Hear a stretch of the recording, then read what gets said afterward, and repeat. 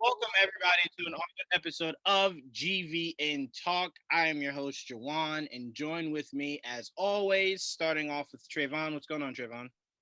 Hey everybody, happy to be here. This should be fun. Let's talk about lightning lightsabers. Is that the multiverse being broken in as Yes, your background? Okay, it is. I wasn't sure. I was like, what is it? Is that a lighthouse? I get it now. Okay. Yeah. Also, AJ, what's going on, AJ? I'm so happy. We got confirmation for Dragon Ball Super, the movie. Oh yeah, I saw that. So happy. We did. Yeah, Okay. and did So you hyped. not see all the details that they gave us in that So Goku hyped. is striking a pose? Like the fuck So was hyped. that? That's what they did for the Broly movie too, and I was so excited for that as well. So It's so don't nice. don't hate on my parade, okay? Just I'm- let me be happy. No, I want you to be happy, but I swear your excitement I don't want meter you to be goes happy. through the roof. It could just be words, and AJ's just like, "Yo, those are the greatest words ever spoken, bro. I've never The heard." Dragon Ball, yes sir. Yes, Oh, sir. Yes, I did literally just see it like maybe 10 minutes ago. I would like to be excited once I know. I don't know. I would like to be excited. I would like to know some details. I need to get a reminder on how it ended anyway, because I watched it all super. Oh, Yeah. I'm just here for the fights at this point. They jacked up. That's all you need to be there for. Is the Yeah. fights. Let's Okay. just, That's the importance of Dragon Ball, is the fights. Yep. True. I mean, Something they tried. at this point, he's become Superman. Like anytime he thinks he's gonna lose, magically he gets a power up, and it's like, oh, Not even Superman doesn't. Don't get me started with Superman. He'll Superman- just instantly win. the He'll way just Superman- instantly win. the way Good Superman Lord. was written back in the day, it literally was, here's a villain that's stronger than Superman, and then the next issue, now Superman's stronger than him. It's Not anymore. Now it's just Superman stronger than a villain. yeah, now it's just we don't need to change it. He's just the strongest ever, and it's just like villains, whatever. We don't need those.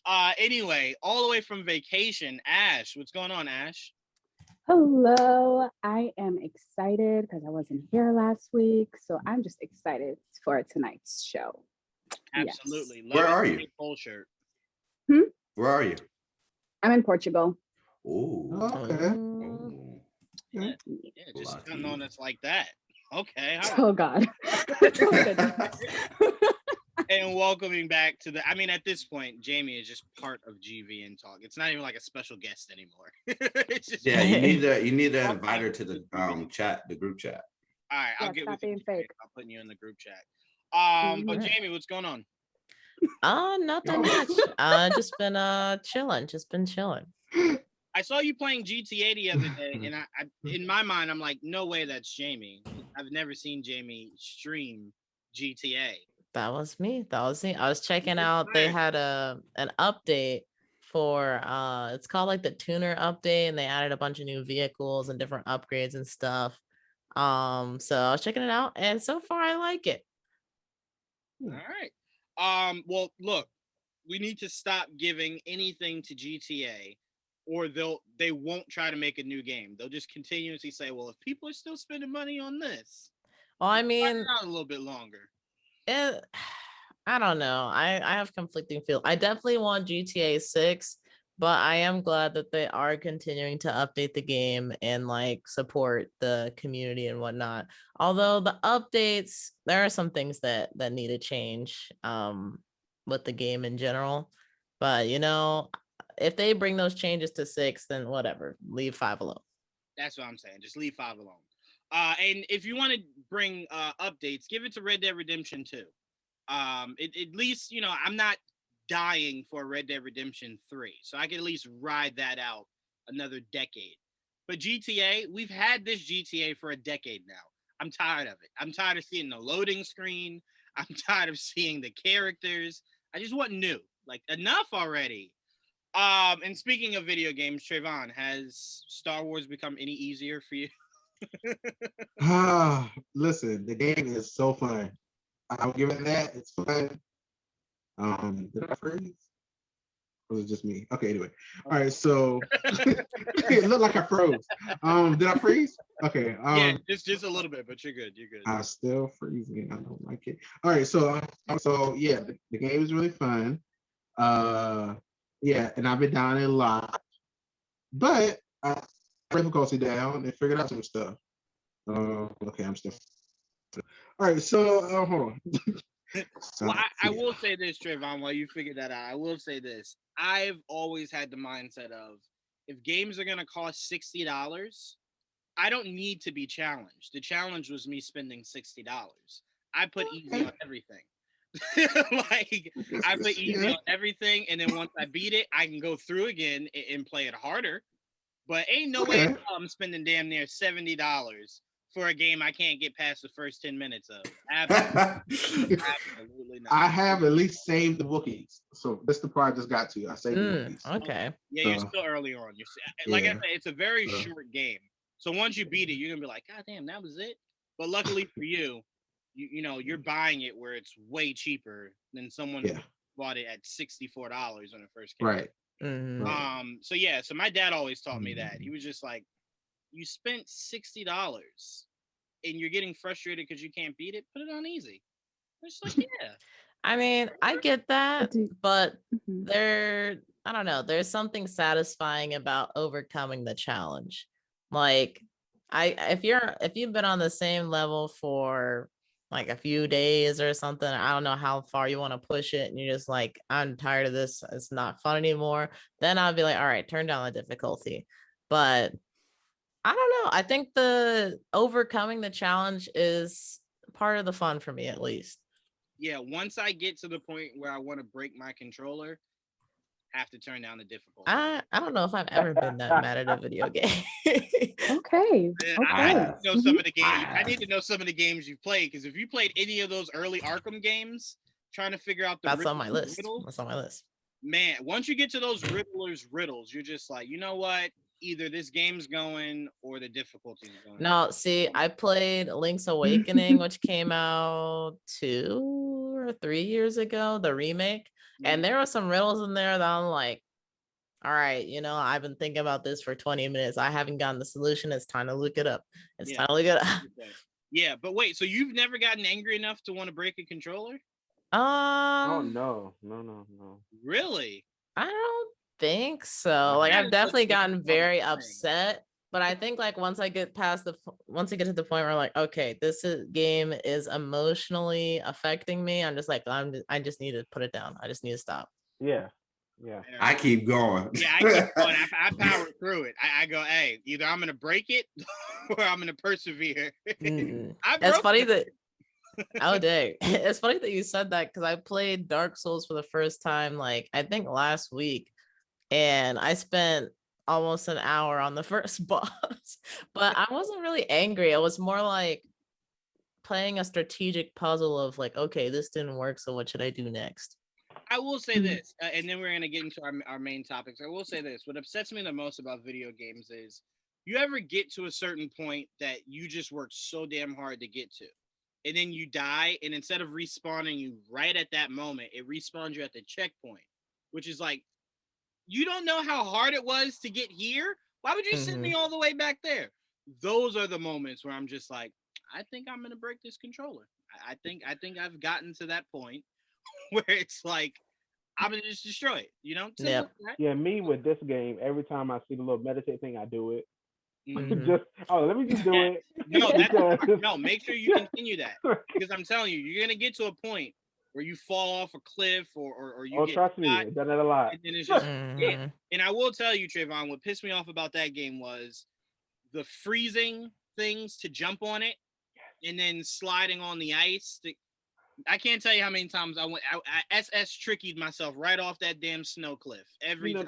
The one part for me that I just gave up and went to YouTube that's fine and somebody else that got through it was the part where those things were shooting out the wall.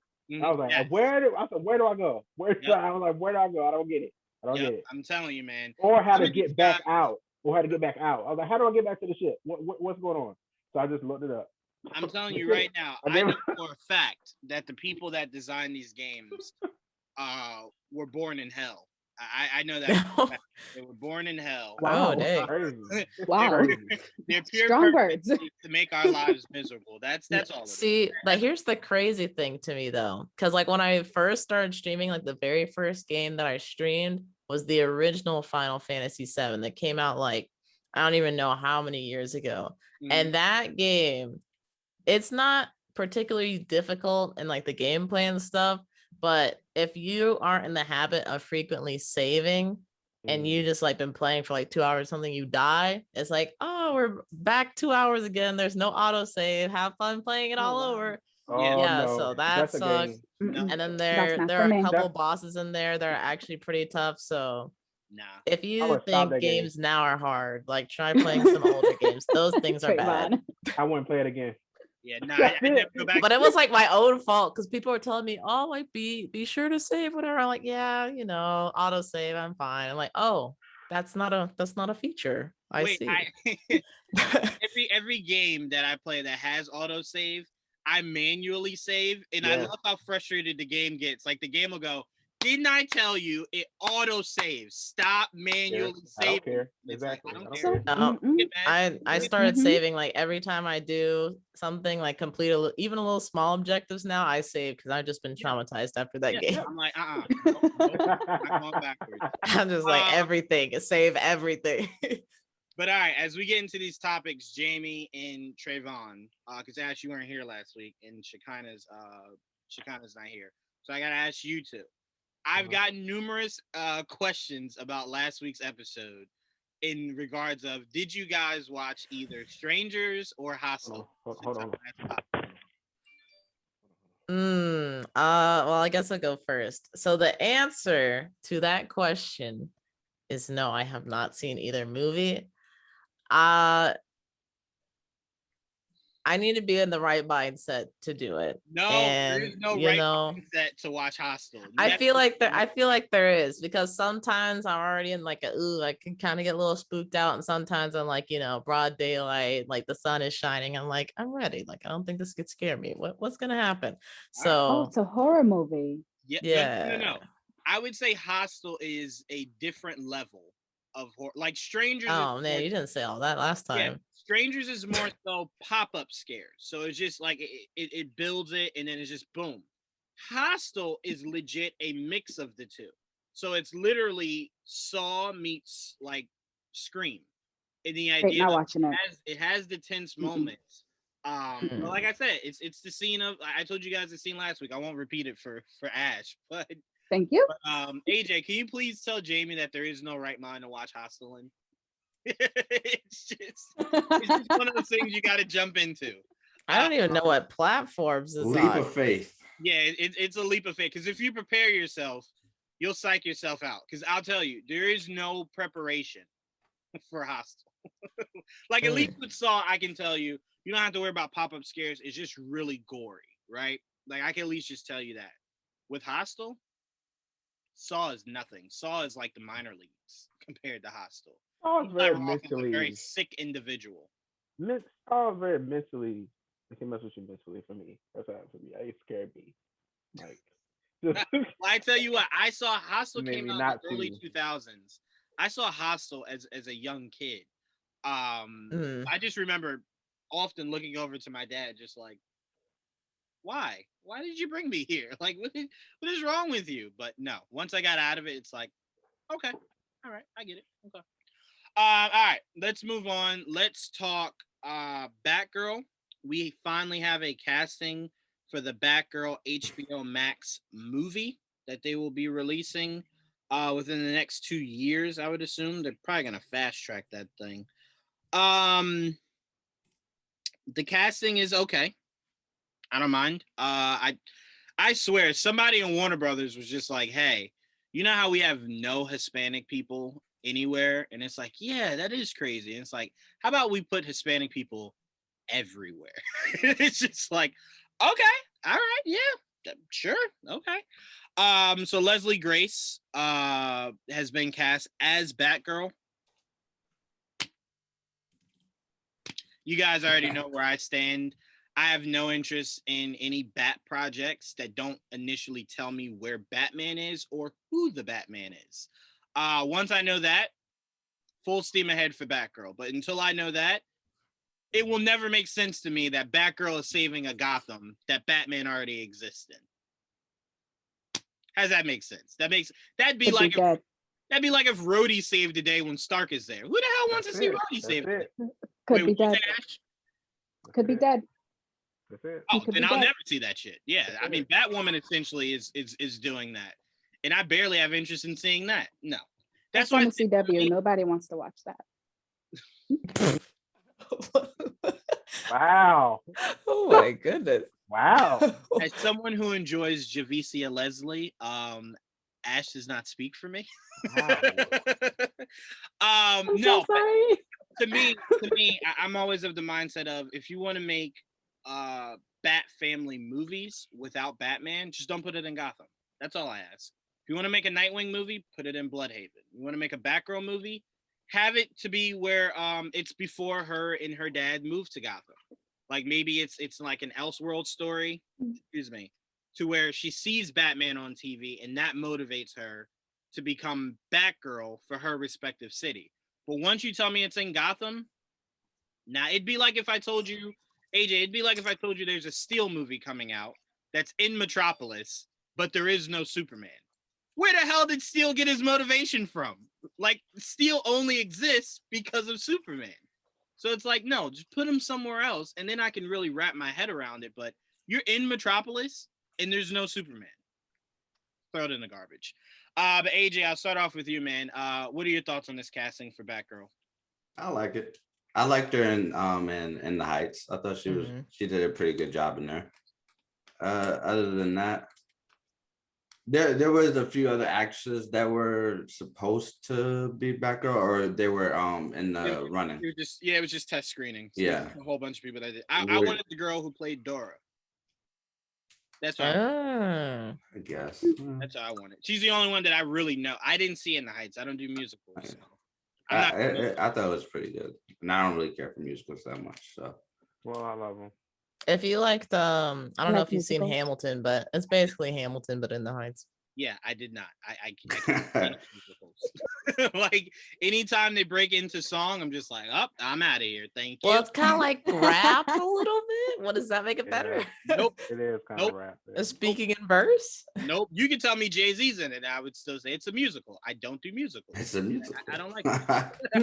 I don't like music. I had to change from when the CW did the whole arc of Supergirl singing for an episode, then Barry sing. I said, no. Loved it. I will see you. Loved it. But AJ, before I pass it to Ash, are you okay with the idea of a Batgirl without even knowing if she's connected to Pattinson's Batman or Ben's Batman? You could assume it's a Batman-less Batgirl. Are you okay with that? I'm fine with it. I'm just in an assumption right now that Warner Brothers doesn't know what they're doing. They did it with Joker, and I like the Joker movie, so they can do it with Batgirl. So as long as it's a good movie, it's a good movie. I'll just treat it as like Christopher Nolan's type of style, where it doesn't really focus on the comic book aspect of it. It just focuses on it being a good movie. So if it's a good movie, I'm cool with it. If it's not, I'll just forget about it. So it's no big deal. As long as I get the Batman, Robert Pattinson, I'm happy. Yeah, I mean, I think I only accepted Joker because I thought the plan always was it was only going to be one. Just one. We do it. We have fun with it. Never to be returned to again. But now that there's mentions of a sequel, I hate that movie. Like, if they actually do go into production and film a sequel, I will never look at that first movie. Of course they're gonna do a sequel. Well, if they do, that's fine. I'm just saying I have no interest in seeing it. To me, I don't. It's why I didn't like Gotham. Once Gotham gave you Penguin, Riddler, Mr. Freeze, and it's like, you're telling me the cops are stopping these people? So if the cops are stopping them now, why is there ever a need for Batman? If Jim Gordon can come in and be the superhero every time Mr. Freeze pops up, why will I need Batman in 10 years from now? He got old. He needs his peace. Okay, Yeah, he needs his rest. Batman's been doing a lot. Bruce has been doing a lot. Let somebody else save the city for once. So that was your Jim problem. deserves In it. Gotham, Batman doesn't exist technically, until like the end See, of Gotham. That's why I was scared to watch Gotham, and I ultimately decided not to watch Gotham because I'm like, if there's no Batman, I'm like, I don't know. Exactly. So to me, watching Joker exist with no Batman was like, cool. It's a one-off. I can accept it. A Batgirl existing, like you can't. That's why I didn't like Batwoman. You can't just reference Batman. If anyone knows Batman, he takes pride in protecting Gotham. So for you to tell me he just disappeared, what? Titans Batman would never just disappear. Titans on the same thing. Sorry, that's not Batman. Wait, I wouldn't mind if it's connected. I know. Oh, sorry. Go on. Say it again, Trevon. I said Titans doing the same thing. That's not Batman. No. To me, Batman's not in that show. But time out. Here's the difference. I wish. The difference. Titans does not take place in Gotham. Well, now it looks like now it will for season 3. But the first 2 seasons, they weren't in Gotham. So I'm like, I don't need Batman. It's a show about Titans. Titans can exist without physically having Batman. But you telling me a Batgirl who was birthed, not like Barbara Gordon being, but you know what I'm saying? The whole concept of Batgirl came from Batman. So if there's no Batman, she just was the symbol of hope for Gotham? No. Go in order. You can say Batman exists, right? And he has his Robin and his Batgirl. And Batman's busy doing something in Gotham, so he enlists those two, or he enlists Barbara to handle it, right? I'm fine with that. Or even if you want to do it to where she takes it upon herself to try to save Gotham, and then the ending is her meeting Batman for the first time.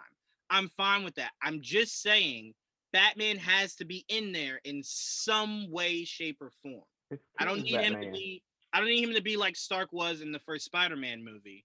But just a cameo at the end, I'm content. That movie now is canon to something, and it makes sense. But if you're just giving me movies out of canon, I don't have any interest. But I'm sorry. It could be Keaton's Batman.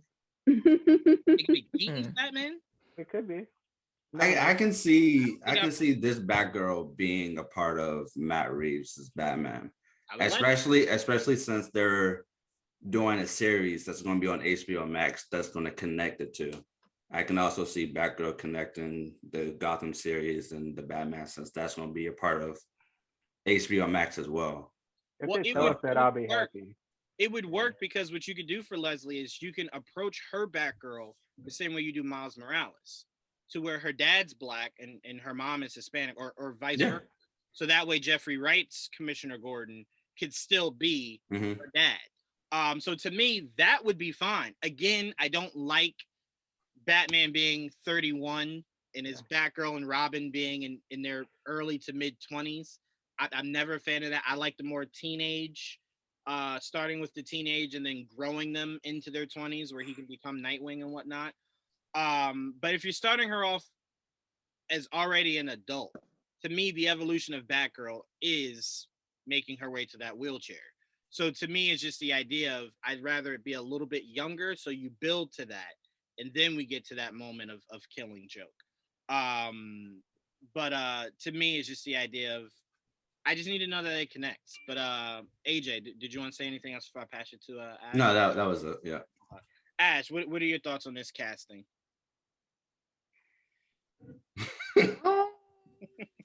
Here's my thing. Like you said earlier, it feels like Warner Brothers is trying to overcompensate for having actors of color, and it's almost like boom, here you go. Now you can't say that we aren't casting actors of color, but they're a little bit ambiguous with exactly where they're going with. And then my major thing with it, like I really don't care about the casting. My biggest thing with it is that if we're having Batgirl and being played by a Latina actress, why the hell are you putting it on HBO Max? And why is it not being released in theater? Why is it that an entire group of people having some form of representation of themselves in comics, whatever, they have to go to a streaming company to get that rather than being able to experience that in comics, like in the theaters? Like, that's my issue. with it, and it's like you really don't know what the heck it is that you're doing because yeah. So that's my comment on the casting, on Batgirl being the way that they're doing it. I don't really, Juwaan, I don't mind if Batman's not in it. Like I genuinely I don't mind if he comes in as like a post credit thing at the end. That's fine. But I kind of like the idea of establishing these characters without him for or whatever to go on a new path, to go on a new way that we haven't done before. But I really don't have much to say about it until I see them start to do better. Because Warner Brothers, to me, right now, they're just throwing things, hoping it sticks, and I ain't got time for that. Yeah, to me, I don't need him in it. If you just tell me that it's connected to Okay. Batman, I'm fine with that. Because again, he was the symbol that she makes herself, that she kind of matches herself to. So to me, to say that there is no Batman is just like, well, how does Batgirl exist? Like her name is Batgirl from Batman. So if you tell me there's no Batman, it's like, well, I don't understand. Like Batgirl isn't like Supergirl. Supergirl can exist without Superman. The whole legend was she had landed on Earth before Clark anyway. Yeah. So you can play with that. I don't think you should ever introduce Supergirl without establishing that there is a Superman, but at least that makes more sense. She didn't name herself, or I'm sorry, she existed and had powers and everything. So you can play around with the idea of, she's saving the day. She doesn't really have a name. And then she looks on the news and sees a report about her cousin. And she's just like, Superman. I like that. And then that's when you get the title flash of Supergirl. Like she's becoming Supergirl.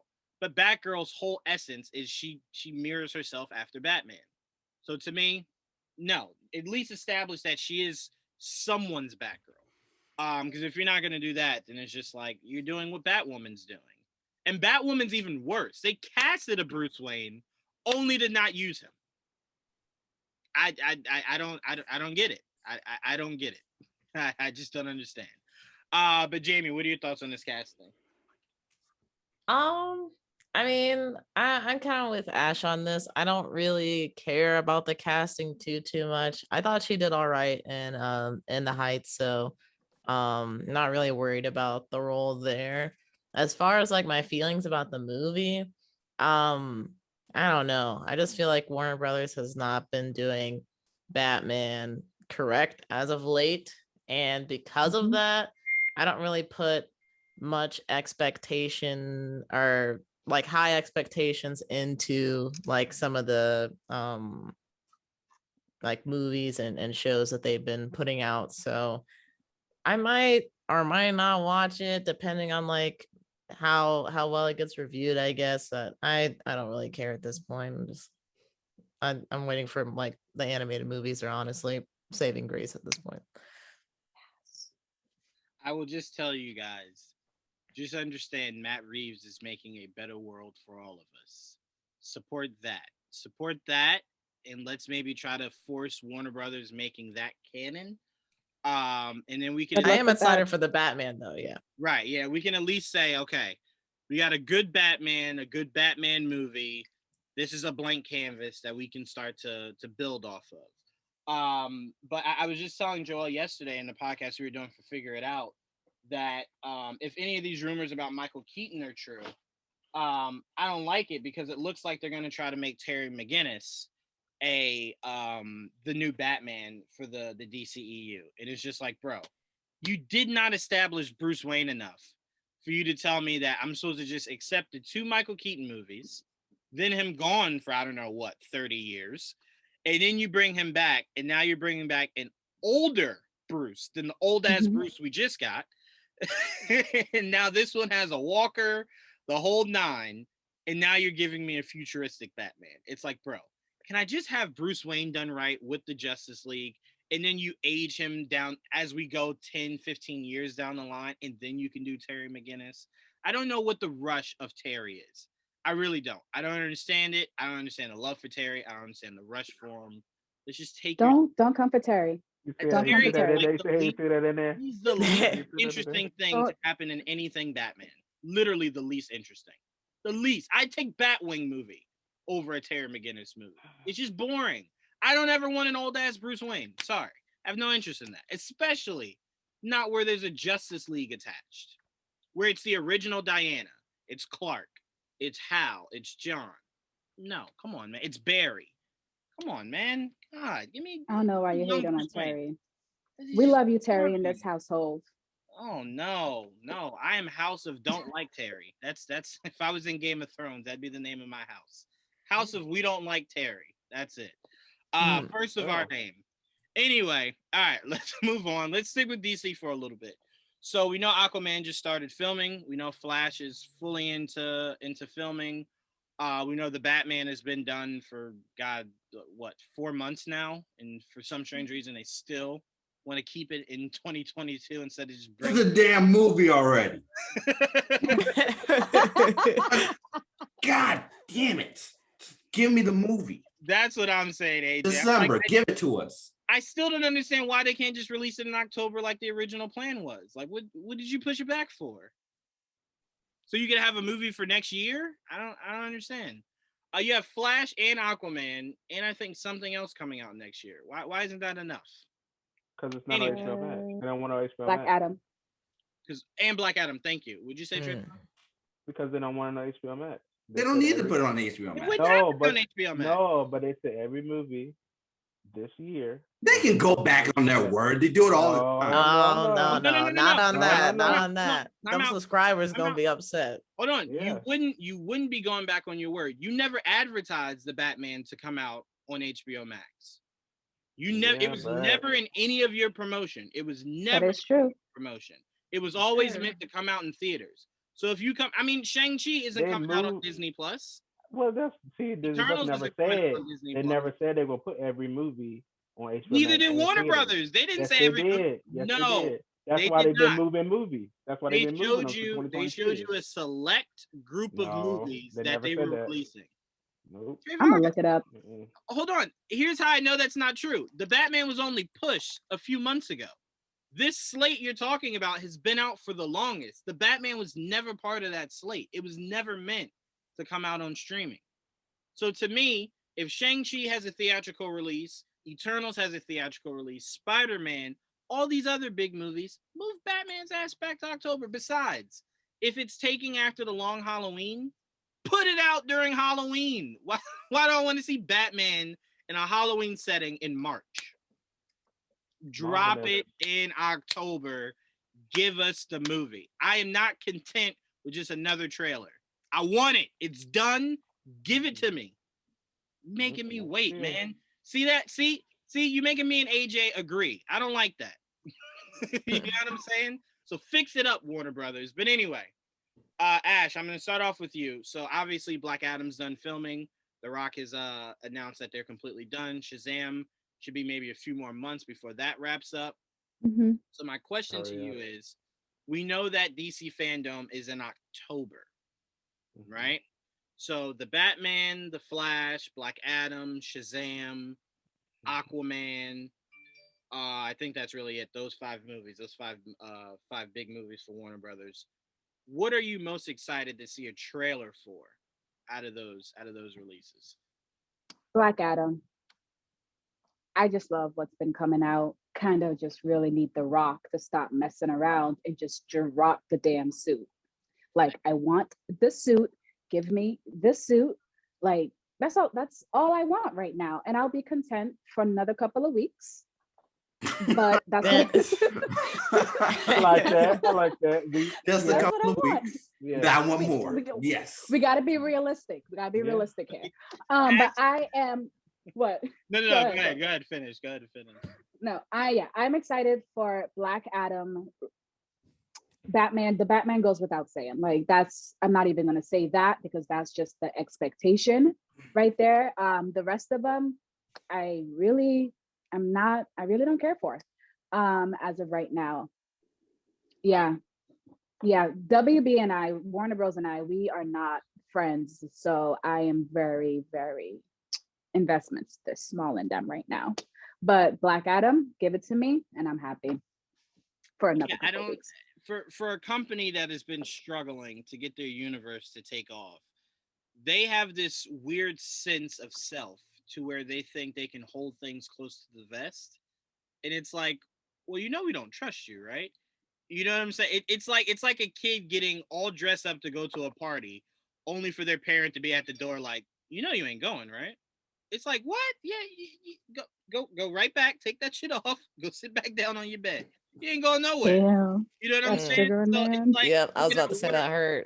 Yeah. That hurt just now. So we're essentially looking at Warner Brothers and we're just like, oh, you thought when I told you on punishment I was joking. Nah, you ain't going nowhere. You know what I'm saying? So it's the idea of, if you have stuff to release it to build the goodwill back into your fan base. Because at this point, I can't tell you how many podcasts I've done this week where everyone has been consistent on, I don't trust Warner Brothers. I don't trust Warner Brothers either. I don't trust Warner Brothers either. It's like, damn, does the whole world feel this way? So to me, it's just the idea of get it right, so we don't have to do a Matt Reeves cut. We don't have to do a, you know what I'm saying, a The Rock cut. We can get it right the first time and let that be it. That's a lot of faith you putting in Warner Bros. That's a lot. It's not faith I'm putting in. Every time they keep coming out talking about it, they keep saying we got a plan. I would like to believe. Always mess with their directors. I would like to believe. I would like to see the. I would like to see the plan. I don't need to see it. I would like for them to just explain it. Why do you think it's okay that I have 6 Batmans, 9 Supermans, 54 Flashes? Like, can we slim it down? Can we slim it all the way down to where it's, and if we slim it down, don't do what you're trying to do with a Black Superman when you have Henry Cavill. Right. Exactly. Yeah. I mean, like, if you're so eager to putting in a Black superhero, I mean, we've only been waiting, I don't know, what is the year, 2022?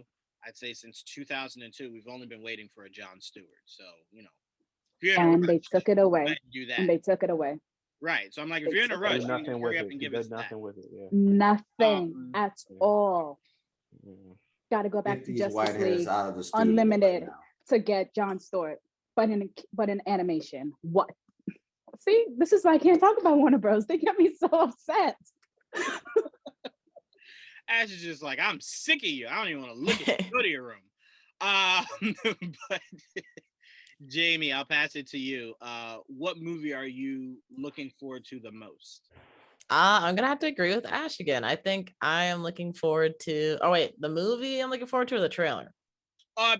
Okay, yeah, I did ask Ash about the trailer, so I'll ask you the same thing. The trailer that you're looking forward to the most. So trailer, yeah, Black Adam for sure, because I don't know what to expect. I actually don't really know much about neither Black Adam nor Shazam. I just knew that Black Adam was supposed to be the main villain for Shazam, and now The Rock is kind of playing like a, I think, anti-villain or anti-hero. So I'm curious to see like how they're gonna do that. I just recently watched Shazam like maybe last month or something, and I was like it was cool. Nothing I was really too excited about, but yeah, I'm definitely looking forward to seeing what they're gonna do with Black Adam, because I think even if like the writing isn't that great, I generally enjoy The Rock's performances, so it'll at least be fun.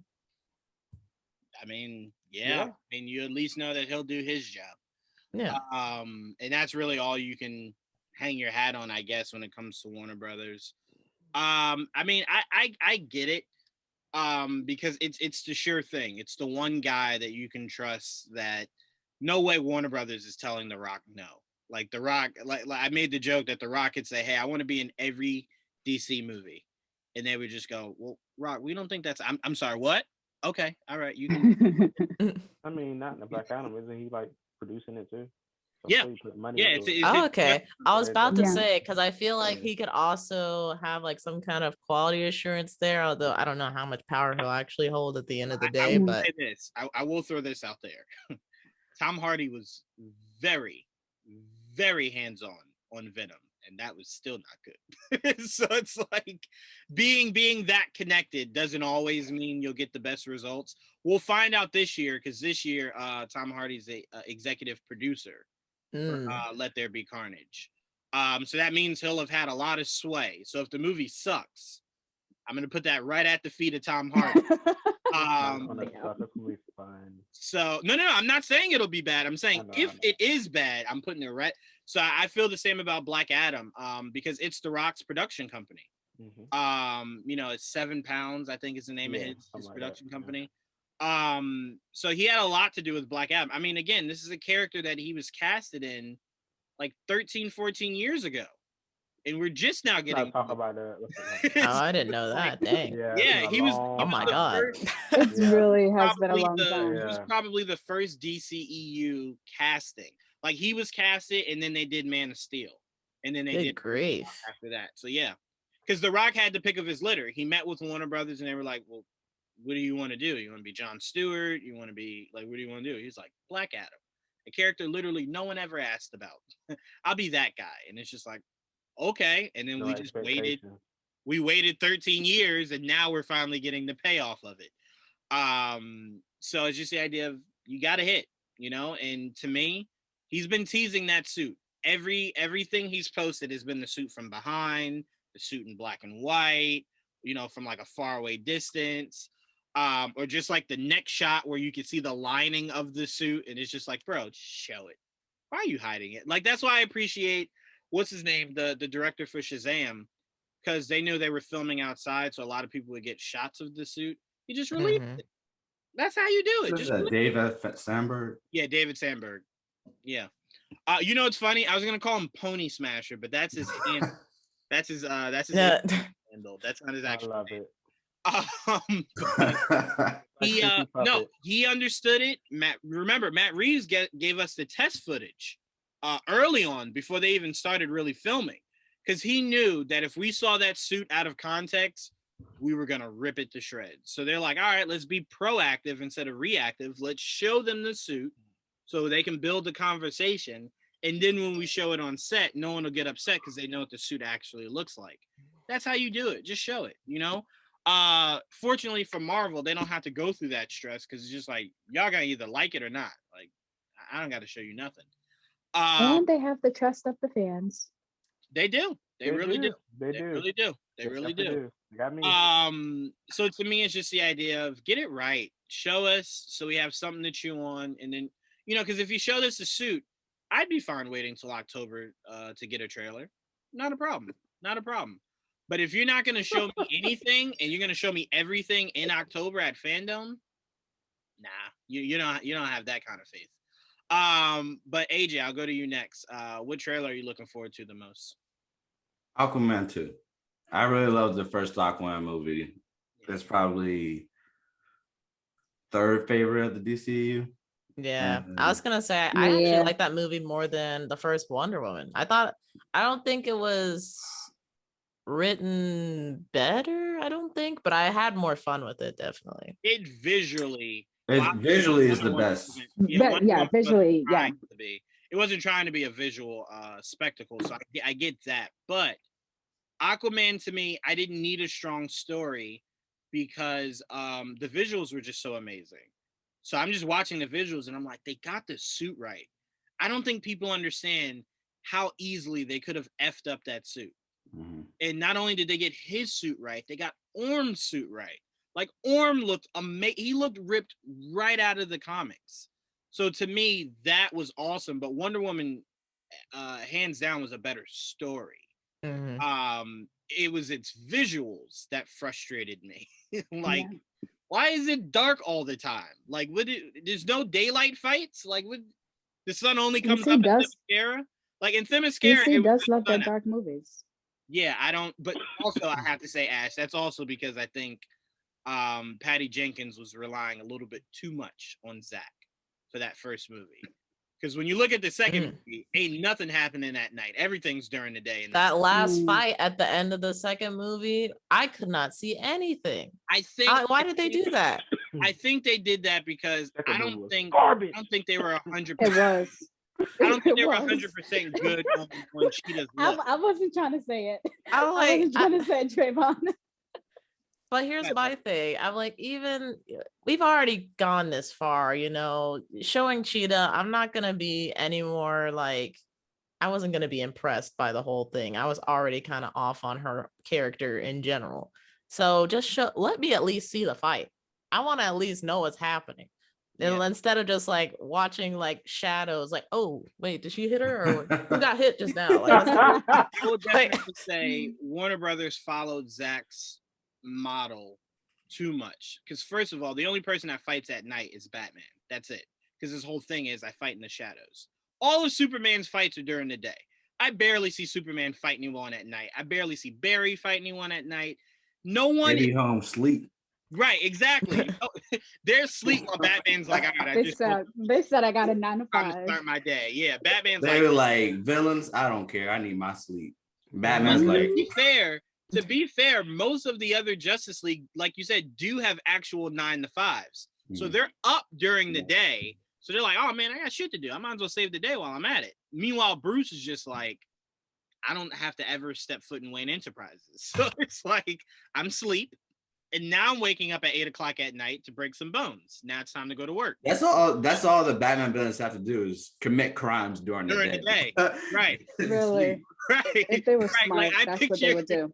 You picture AJ if someone like Batman's alarm goes off at 8 o'clock at night every day, and a villain's committing crime at like 7:50. Like, shit, hurry it up!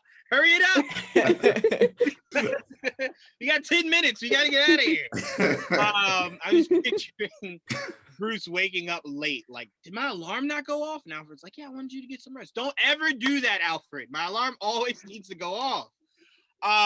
But no, so to me, it's just like, yeah, we don't need the darkness for anyone but Batman, really. I don't need that for Superman. Let him fight during the day so I can see the beautiful suit.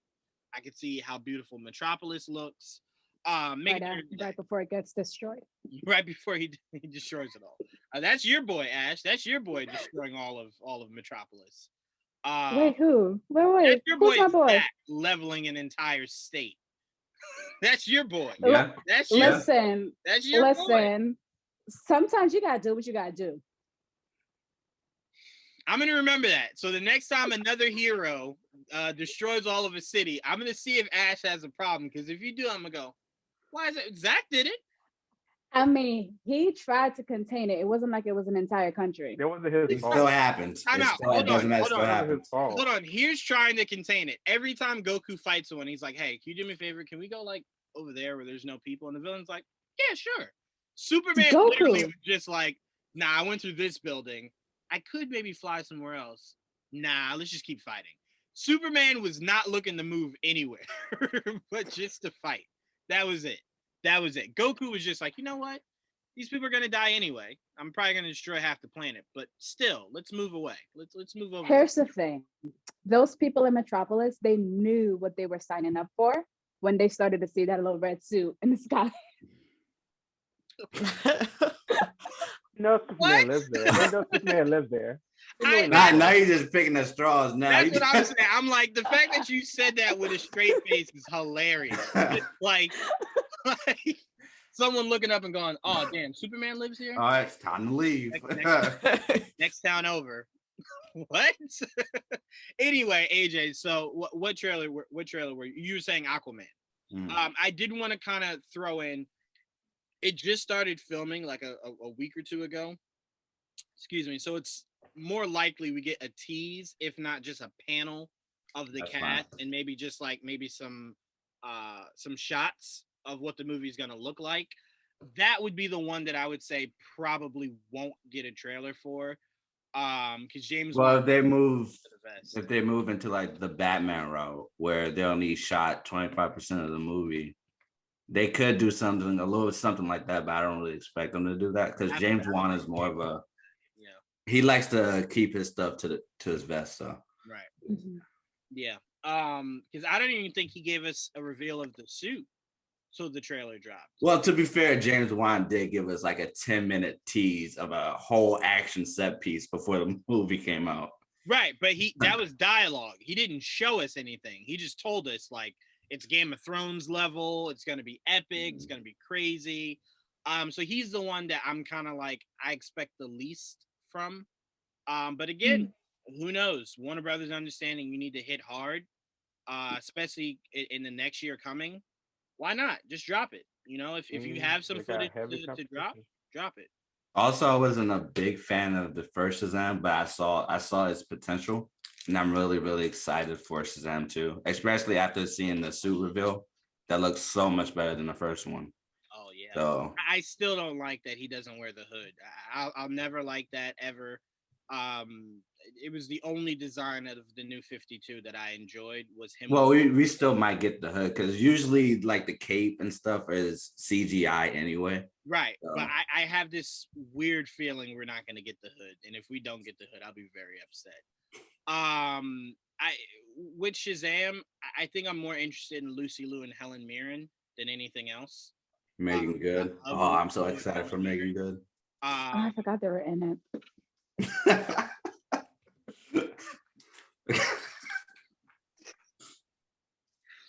I'm gonna just replay that and say I meant more so. I'm really excited for the acting caliber of Lucy Liu and Helen Mirren. I wasn't really going, man, that Lucy Liu is really good to look at. I was just more so going, the presence of the two of them is what I was looking forward to. But yes, I guess Megan Good, sure. Megan Good is A+ actress. She is. She is. Yeah, come on now, we're not gonna do that. Okay, name a movie. I was joking. No, I'm talking to Trevon. Name a movie. Oh. Go ahead, Trevon. All right, then. So I'm going to pass it to Trevon now. He's looking up one right now. Right, for Trevon to tell me what trailer he's looking forward to the most. Freezing again. Man of Steel 2. No, what trailer? That'd be mean. That's mean. Yeah, AJ, don't put false. I'm not sure. I guess Aquaman 2 because of the visuals to see what they're gonna do with this one. Do you think? I'm assuming we'll get like the Batman trailer. I wouldn't say more. Final. Not final. I wouldn't say final because it comes out in March. So I would expect maybe another one in February, like the final trailer to be in February, right before the release, or at least just TV spots from February. Look, if we don't get a Batman trailer and what is it, DC Fandom, I at least want them to say, hey, we're gonna bring it back to 2021, and now even if they move it back to 2021, they're gonna release another trailer because you have to hype it up. I know that. You have to hype it up. So we're definitely getting a trailer at Fandom. We got one last year, and Matt Reeves was just like, I started filming 2 seconds ago, and I gave y'all 2 minutes of a trailer. So we'll definitely have a trailer. I'm not even thinking. We'll definitely have a trailer for that. But Aquaman kind of seems the least likely of the 5 to maybe release a trailer. But we'll get something. Like James Wan will have a panel where it's him, Momoa, maybe Amber, maybe Patrick, all coming together to talk about the movie. And I could see like a little teaser, like a little 58-second clip of a little bit of something. But again, like I said, James Wan is very close to the vest kind of guy. So I am really curious to see what Black Adam is going to be. Like he's trying to make it a Juwaan left. He's like, I don't care about your opinion. I'm leaving. I was trying to eat something, was trying not to do it rudely as you were talking. I'm sorry. Go ahead, I'm here. No, that was funny. I'm sorry. It threw me off. But yeah, y'all brought attention to it. It didn't need any. Sorry, but you moved. Like you up here, you moved down here. That's what it threw me off. When you did that. God, it really threw me off.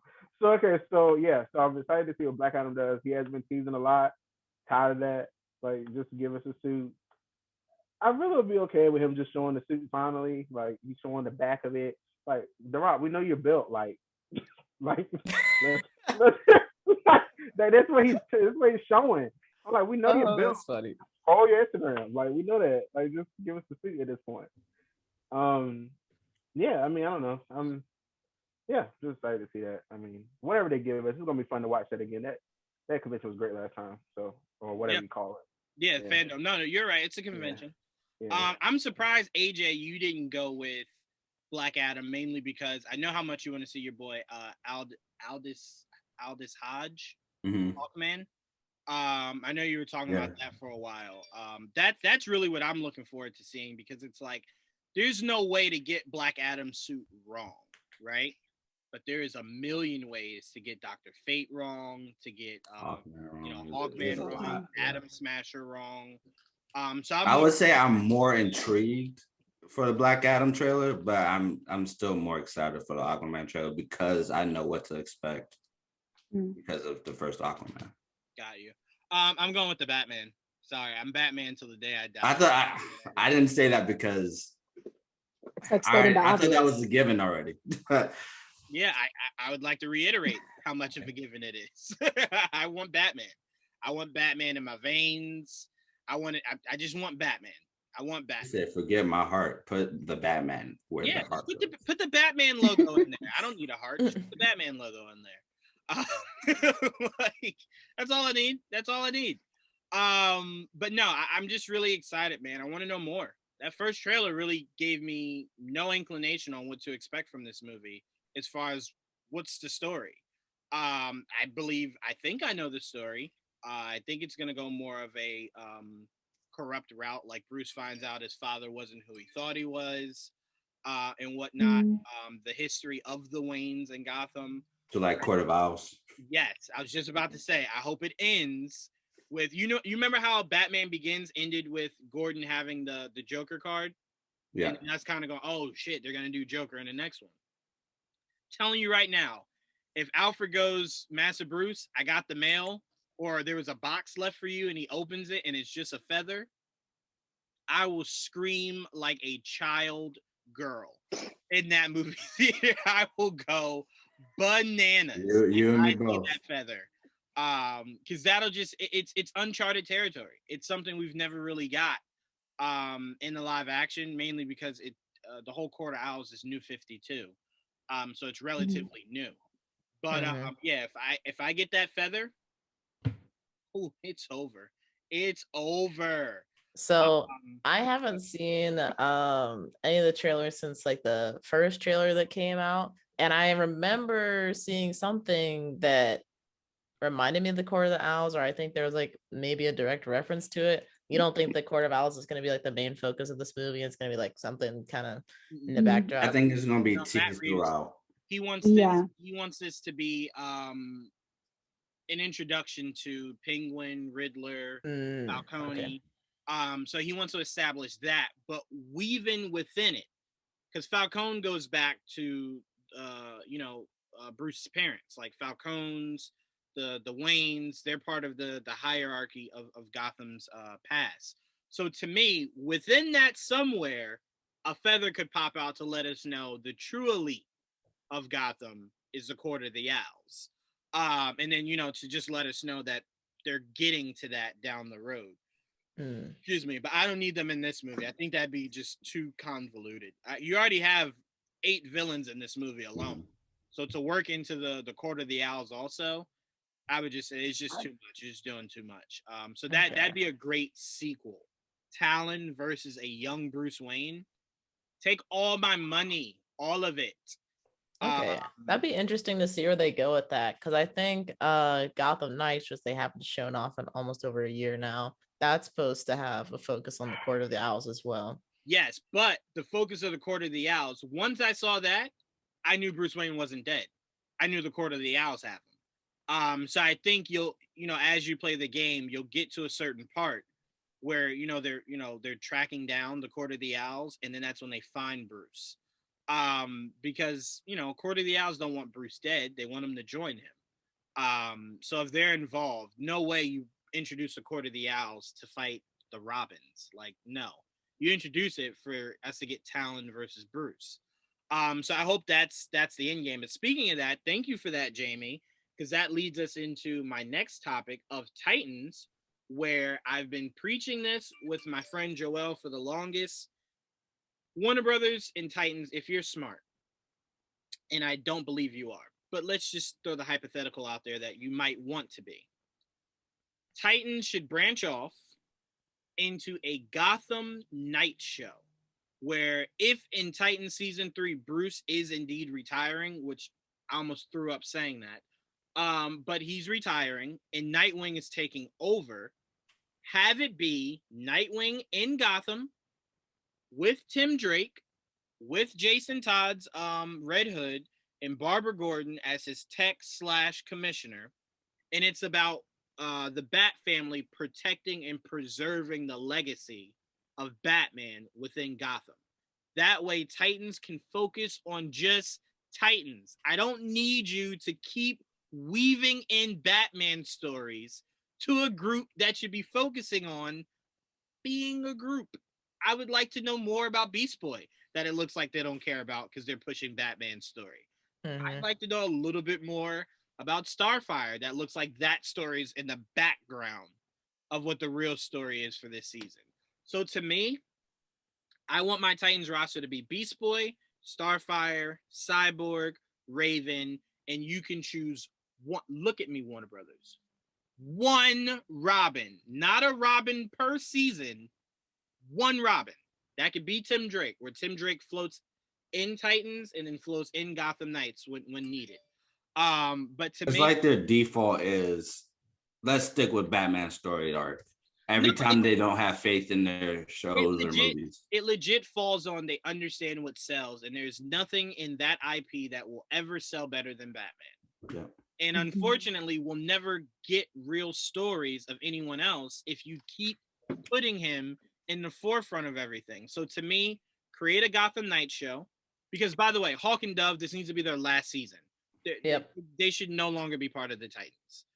They never should have been to begin with. Like, they should have had a Nightwing show where you could have spun that off and had Hawk and Dove were the inappropriate influences of Jason rather than Nightwing. You've completely tarnished who Dick Grayson is. Dick Grayson is essentially what Spider-Man is to Marvel. He is your hope. He's your light. He was the light for Bruce. So you having Nightwing be this guy that is saying F Batman and crippling people and you know, contemplating murder. It's like, that's never been Dick Grayson. I'd understand it if you wanted to make Jason that way, but that's never been Dick. So to me, make a Gotham Knight show where you can have the Bat family, focus on the Bat family, take Cyborg away from the damn Doom Patrol. I don't know why someone thought that was a smart thing to do. Put him where he belongs in the Titans, and let's get Beast Boy, Cyborg, Raven, Starfire, and Tim Drake's Robin. Or even if you want to do Nightwing floating in and out, and let that be my 5 Titans for season 4. That's all I asked for. But Ash, I'm going to start off with you. What were your thoughts on that new trailer, what I assume is the final trailer for Titans? I loved it, but I have to go back before I lose my train of thought. I need more seasons of Titans before we even think about a Bat Fam show. And I need to see more of Dick with Titans. And what I'm hoping for with this trailer is, not with this trailer, with season 3, is that we're going back to the core 4, Rachel, Gar, Dick, and Corey. Like, I want those 4 because we have not had them established enough. And if we immediately just like go, okay, well, we have season 3 and now we're spinning off, like, it's like, well, they were never actually Titans. Like, they weren't Titans in season 1. They weren't Titans in season 2. From the looks of it right now, they're not Titans in season 3. So like, when are we going to actually get them as Titans? So like, I'm hoping that's a little bit in the direction that they're going. I have an issue or a little bit of concern with Bruce, and how I think like they use the word like psychopath for him. And then we had that opening scene of Dick like running through the forest, and he comes back and he has like it's like a wolf, a head, whatever, some dead animal's head, and he puts it in front of the table with Bruce. And I'm like, that's not, psychopath isn't really a word I would ever ascribe to Bruce, especially like with children. Mhm. It seems very out of character Well, for to be him, fair, but it was always psychotic to take a yeah, yeah. 19-year-old to fight crime with you. But Yes, I yes. get Oh what no, you're no, no, saying. no. I do get what you're Yeah, saying. but given the context, right, of what we know like about Bruce, right, of how the reason why he brings Dick into it, right, it was because he didn't want Dick to like go through all of that BS, but then he still ended up going through it anyway because Bruce is just traumatizing. But not traumatizing where he's literally having a 13-year-old kid bring back a dead head. Like that to me seems so like I'm interested to see where they go with that. Hawk and Dove, you need to go. Like I like you. I do. You are a Titan, but not this one. Like this is not what we need. And then I'm excited for Corey. I am tired of my girl being in the background in all things DC Comics, just not Titans. And so I'm hoping that we get to see more of her arc. And if the posters are anything to go by, where you had Starfire with her group, you had Dick with the Bat Fam, you had, I think Gar was with Hawk and Dove or someone like that. It Mhm. seems like we might be getting those arcs. But Titans, I'm gonna say this right now, we gonna have hands if we don't have enough Corey and if we don't get more of Gar. He's green in the trailer for a little bit. He is, but I want to see him being able to do more. And I want you to stop just traumatizing him for the sake of traumatizing him. Where is his storyline? And that's all. So Yeah. I'm overall excited, love it, but there are things that I need them to tune up before we get the final. Well, that's why I said I want them to spin off, because they've shown they have no interest in focusing on what matters. Because once you brought in Superboy, it's kind of just like, not only did you Oh bring in yeah, look at him. not only did you bring in Superboy, but you didn't even limit him like Young Justice did. He has full access to all his powers. So it's like, well, if you have Superboy, why do I really need anybody else? Why do I need Hawk? Why do I need Dove? Why do I need Gar? Why do I need Raven? I just send him out every time. Like, oh no, the Joker's setting that church on fire. Well, I'll just send Superboy. You sure you don't want the whole team? Why would I need that? Like, you know what I'm saying? I think people forget the Justice League only exists for world level threats. You don't ever see the Justice League go to stop Joker. Batman's got that on lock. You don't ever see. But Uh, Batman would never let the Justice League in Gotham. So let's just be real about that. Oh, well, that's He also would never let. yeah, that's also So they ain't gonna stop him regardless also because true. Bruce is saying you ain't coming in. Yeah. Bruce is just like, I'm sorry, you're going where? Oh, no. Oh, you flying through, right? Oh, you making a pit stop? Oh no. Doomsday could be in Gotham and Batman would be like, no, I got it. Bruce, let us have, I got it. It's like, Bruce, you know what I said? I got it. I don't need your help. Goodness, it's my city. But no, so to me, it's like, if you don't have a true core interest in developing these characters in a smaller capacity, why not spin it off? You know, because to me, the longer Nightwing stays there, the more we're only going to get more Batman stuff. So to me, it's like the only way to kind of get out of it is to get out of it. So to me, I don't mind Starfire being the leader, bringing in Cyborg. And by the way, Ash, I was telling everybody last week, there's a shot of Raven in a monastery looking like she's meditating. We could be getting Azarath Metreon Zenthos this season. Finally. Is that with her when she's in the white? Yes. But I thought that was her being on Themyscira. No, it also could be, but I'm saying outfit. I think Themyscira is helping her find other ways to maintain the diamond in her head. So I think they're teaching her the meditation and the other mantras to maybe help keep her calm. Because remember, Azarath Metreon Zenthos meant everything for Raven. It was a way to stay calm. It was a way to whoop your ass. It was a way to like. Let me just say this. It was a way to open portals. It was everything.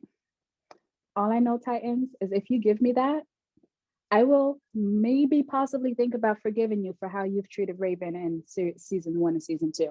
If Maybe. Yeah, but I'm ready. To me, it's like, first of all, they've done great on their costumes. Robin's costume in season 1 was amazing. Jason's suit was amazing. His red hood looks amazing. I still think the helmet's a bit too big for the kid's head. But to me, I hate Nightwing having a completely mech suit. I don't like it. I like his suit to just be leather. Just be leather. You making it all mechanical and whatnot is just like, bro, come on, man. Like it's why I don't like what they're doing with Peter Parker in the MCU. It's like, bro, his whole mantra is he's the friendly neighborhood Spider-Man. He's the everyday kind of guy. Do you know the common guy walking around with billion-dollar tech on his body? No, right? That's not common. So it's like you're taking away the street levelness of Spider-Man by giving him billion-dollar tech. Take it off of him. Have the suit be more practical. Webbing. That's it. That's all Spider-Man needs. Webbing. He doesn't need Karen. He doesn't need the HUD. I don't need any of that. But Trevon, AJ, Jaime, we talked about Titans last week. Is there anything else you guys wanted to add based off what Ash was saying? I just want Scar to transform into something else. I wouldn't mind Starfire flying. That'd be fun. That would be nice, right? Blackfire flying would be fun. Let's see what they do with that. Could they tease that? And now I'm just like wondering how much you actually going to be involved. Well, apparently anything you see of Starfire this season is supposed to be with her, involving the story of her and her sister. But again, that doesn't mean that that's the focus, right? Of this. I mean, we already know that ain't the focus. They're back in Gotham. To be fair, we don't know because remember they split Slade in half. They split that story in half. Half of it was, whatever the organization is that Lex created Superboy from, and then obviously Cadmus Lab. Cadmus. Cadmus. So they split the storyline in half. So it very well could be they start with Under the Red Hood and then they work into Blackfire and then that's how they end it. But again, to me, that's why I said I don't like it. I don't need interweaving stories. They're a group. Like, could you picture a Fantastic Four movie where the first 30 minutes is Reed and then the next 30 minutes is Sue and then the next 30 minutes is Ben and then the last 30 minutes is Johnny? Like, wait, they're a team. Why wouldn't their story be one that's impacted together? I did hate them being separated a lot. I didn't like. Yeah, why would you send Reed here and then send Sue there and then John? They're a team. Titans are a team. If you wanted to do individual stories, why not just start off with a Batman show where you introduce Robin and then you spin it off into Titans? But since you started with Titans, like Ash said, I don't know, maybe give me a story where they're a team. And you can actually look at them as a full team. I was watching the animated one, like just randomly, just watching it from the beginning again, and I was like, oh, the not the good one. So, sorry, I hate that. I'm sorry. So I want to hide. I like that. I don't know. That was fun. Like, Trevon, but here's the missing ingredient. Cyborg. The reason you had Hive. Cyborg. There you go. Like, I want them to bring in Cyborg. I want Gizmo. I want to see Gizmo. I want to see Gizmo in live action. But I don't want to see Gizmo without Cyborg. I don't really want to see Hive without Cyborg. I don't want to see Brother Blood. None of that. Unless you have the real Titans team going up against these guys. That's all. Now I want Gizmo. Thank you. Thanks for that. Well, also, I want X. I want X too. Shit, if you're going to go all out, give me X. I'd love that. Having Nightwing take on somebody that's legit like a mirror of himself. I think X. So that means he would be nice in this series. He'd be like that Nightwing we're more used to. Yeah, exactly. I think in the cartoon, X was always meant to be Jason Todd. I think that was supposed to be the big reveal. Like he was Jason Todd. But in this, you can make it whatever you want, a copycat, a robot. I don't give a damn. Just give me X. I want to see what it looks like in live action. But anyway, let's move on. AJ, I'm kicking it off with you to start us off, man. That Dune trailer had me, and I mean, it had me rocking me to sleep until I saw the shot of him fighting in the group of people. The Power Ranger suit. AJ, I've not seen bad CGI like that since Civil War, where Stark came out of the helmet, and I'm just like, bro, that is so bad. Why is that so bad? It's like they can't get it right with like helmets. When they show their face, no movie can ever get it right. But here's the thing. What would have been smarter in that instance, and now I'm gonna let you go and tell your thoughts on the trailer, AJ, would have been if the whole helmet came off. Because the way you splice it with it just coming up just from the eyes, his head looked like it was off to the side and there was all this other space in the helmet. But either way, it still would have looked bad because I just don't think it works where you have like a suit and then you have a human face. Because it didn't even work for Civil War where you see Iron Man. Right. He didn't have he had his face and then the armor on. I don't think suits and the human face or a human body it just doesn't go well with CGI and stuff. Man of Steel did it really well. Yes, they did. Really well. No. Yes, they did. Yes, they did. No. There was no detachment. I still wasn't a big fan of that. The CGI in any superhero movie really isn't that good unless it's. I'm talking about the third act and stuff like that, where it's like really bad, like Black Panther type bad, where you get like a computer type game, type of CGI and stuff like that. But yeah, I do agree with you. The CGI with Timothy Chalamet, Chalamet. Nope. That's the Breakfast Club. Jesus Christ. I thought that's what he said. Like, what are you talking about? I was like, hold on, wait a second. It's Timothy Chalamet. There we go. Charlemagne. There we go. Charlemagne the God? What are we talking about? Look, I was legit listening to him the other day too. I was at work. I was like, he's the only interesting thing in my life right now while I'm working. So I was doing all that. But anyway, the trailer was amazing. But I do agree with you. The CGI didn't look too good with the suit. It reminded me of Power Rangers. It reminded me of any bad CGI. But other than that, I thought the cinematography was great. By what is it, Greg? Is it Greg? I can't remember the cinematographer's name, but he did a fantastic job as always. Denis Villeneuve is amazing director as always. I can see this being his best movie, box office wise. Yeah. As we all know, he doesn't really do too good with like general audiences, but I feel like Dune will be his breakout role for general audiences, and it'll be his first like great box office movie. And then you have the score, which is I feel like was really, really good and really impactful. It's probably the best thing within the trailer was the score. And then you have all the actors. Jason Momoa, Zendaya is I just see a whole lot of potential for this movie. It reminded me of Mad Max a little bit. It reminded me of Blade Runner. It reminded me of Star Wars. World building wise, action wise, just everything. I'm excited for it. Yeah, no, this definitely looks like it's gonna be a hit. I loved everything about it. I told you I just didn't like the CGI of that mask. But that worm looked fucking phenomenal. Like that is what you need to sell me on in this movie. Like I could deal with a little bit of bad CGI, but that worm is very important to the story. I'll let the movie tell you why the worm is important to the story. They're definitely keeping that a little right to their vest. Right. And I don't want to give away anything from the original. But it's gonna be awesome, and everything about this looks awesome. And I don't know why Hollywood doesn't give this woman that I plan to marry enough credit, but Rebecca Ferguson is killing the game and everything that she does. Dr. Sleep. She was amazing in Dr. Sleep. Oh my God, she was so good. She was amazing in Mission Impossible. It's just like I love Rebecca Ferguson, and no one on planet Earth talks about her enough. All the time. So I'm here to stand you, Rebecca Ferguson. We love you, and we cannot wait to see what you do in this. But Oscar Isaac. Holy shit, he looks so good.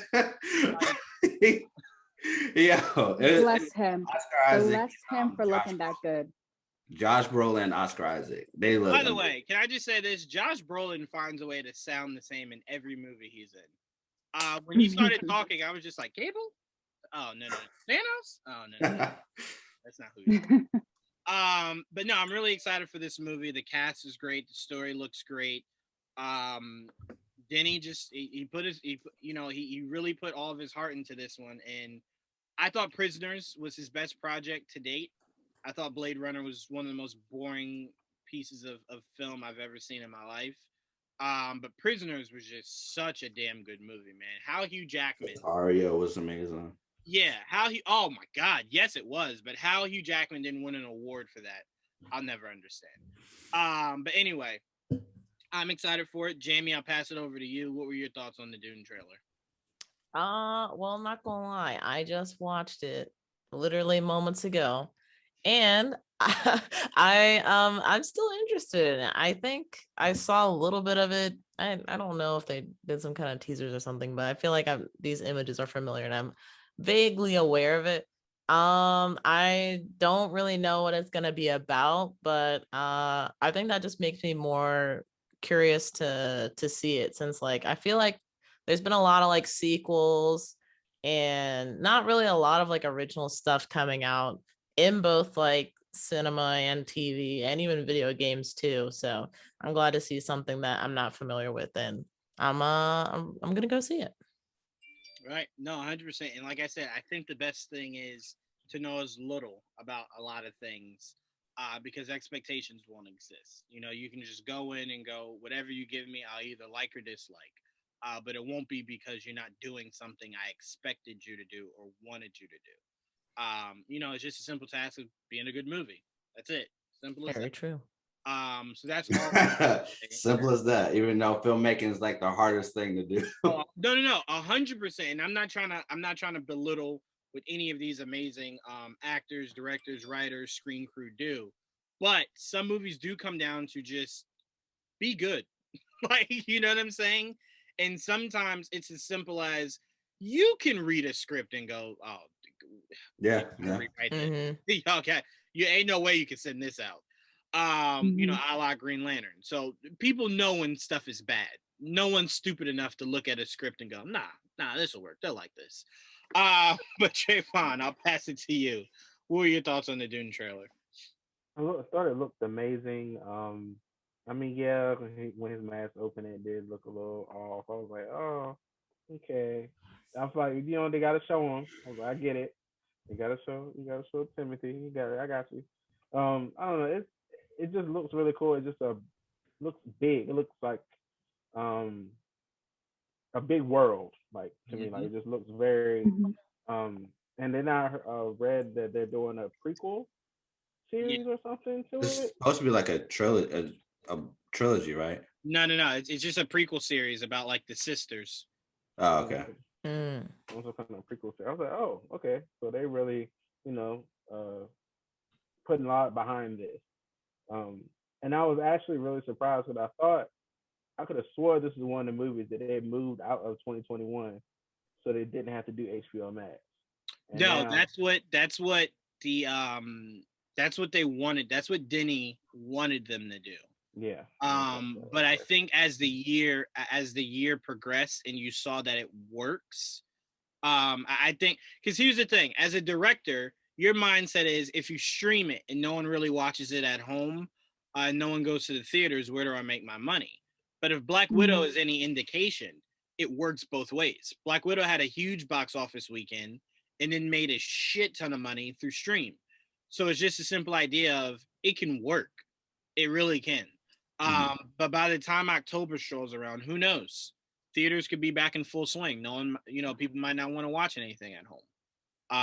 So it's a toss up. But the longer you delay it and you're not a Marvel or DC project, the less likely it is people will even remember that shit. I can't tell you how many people keep forgetting that James Bond movie never came out.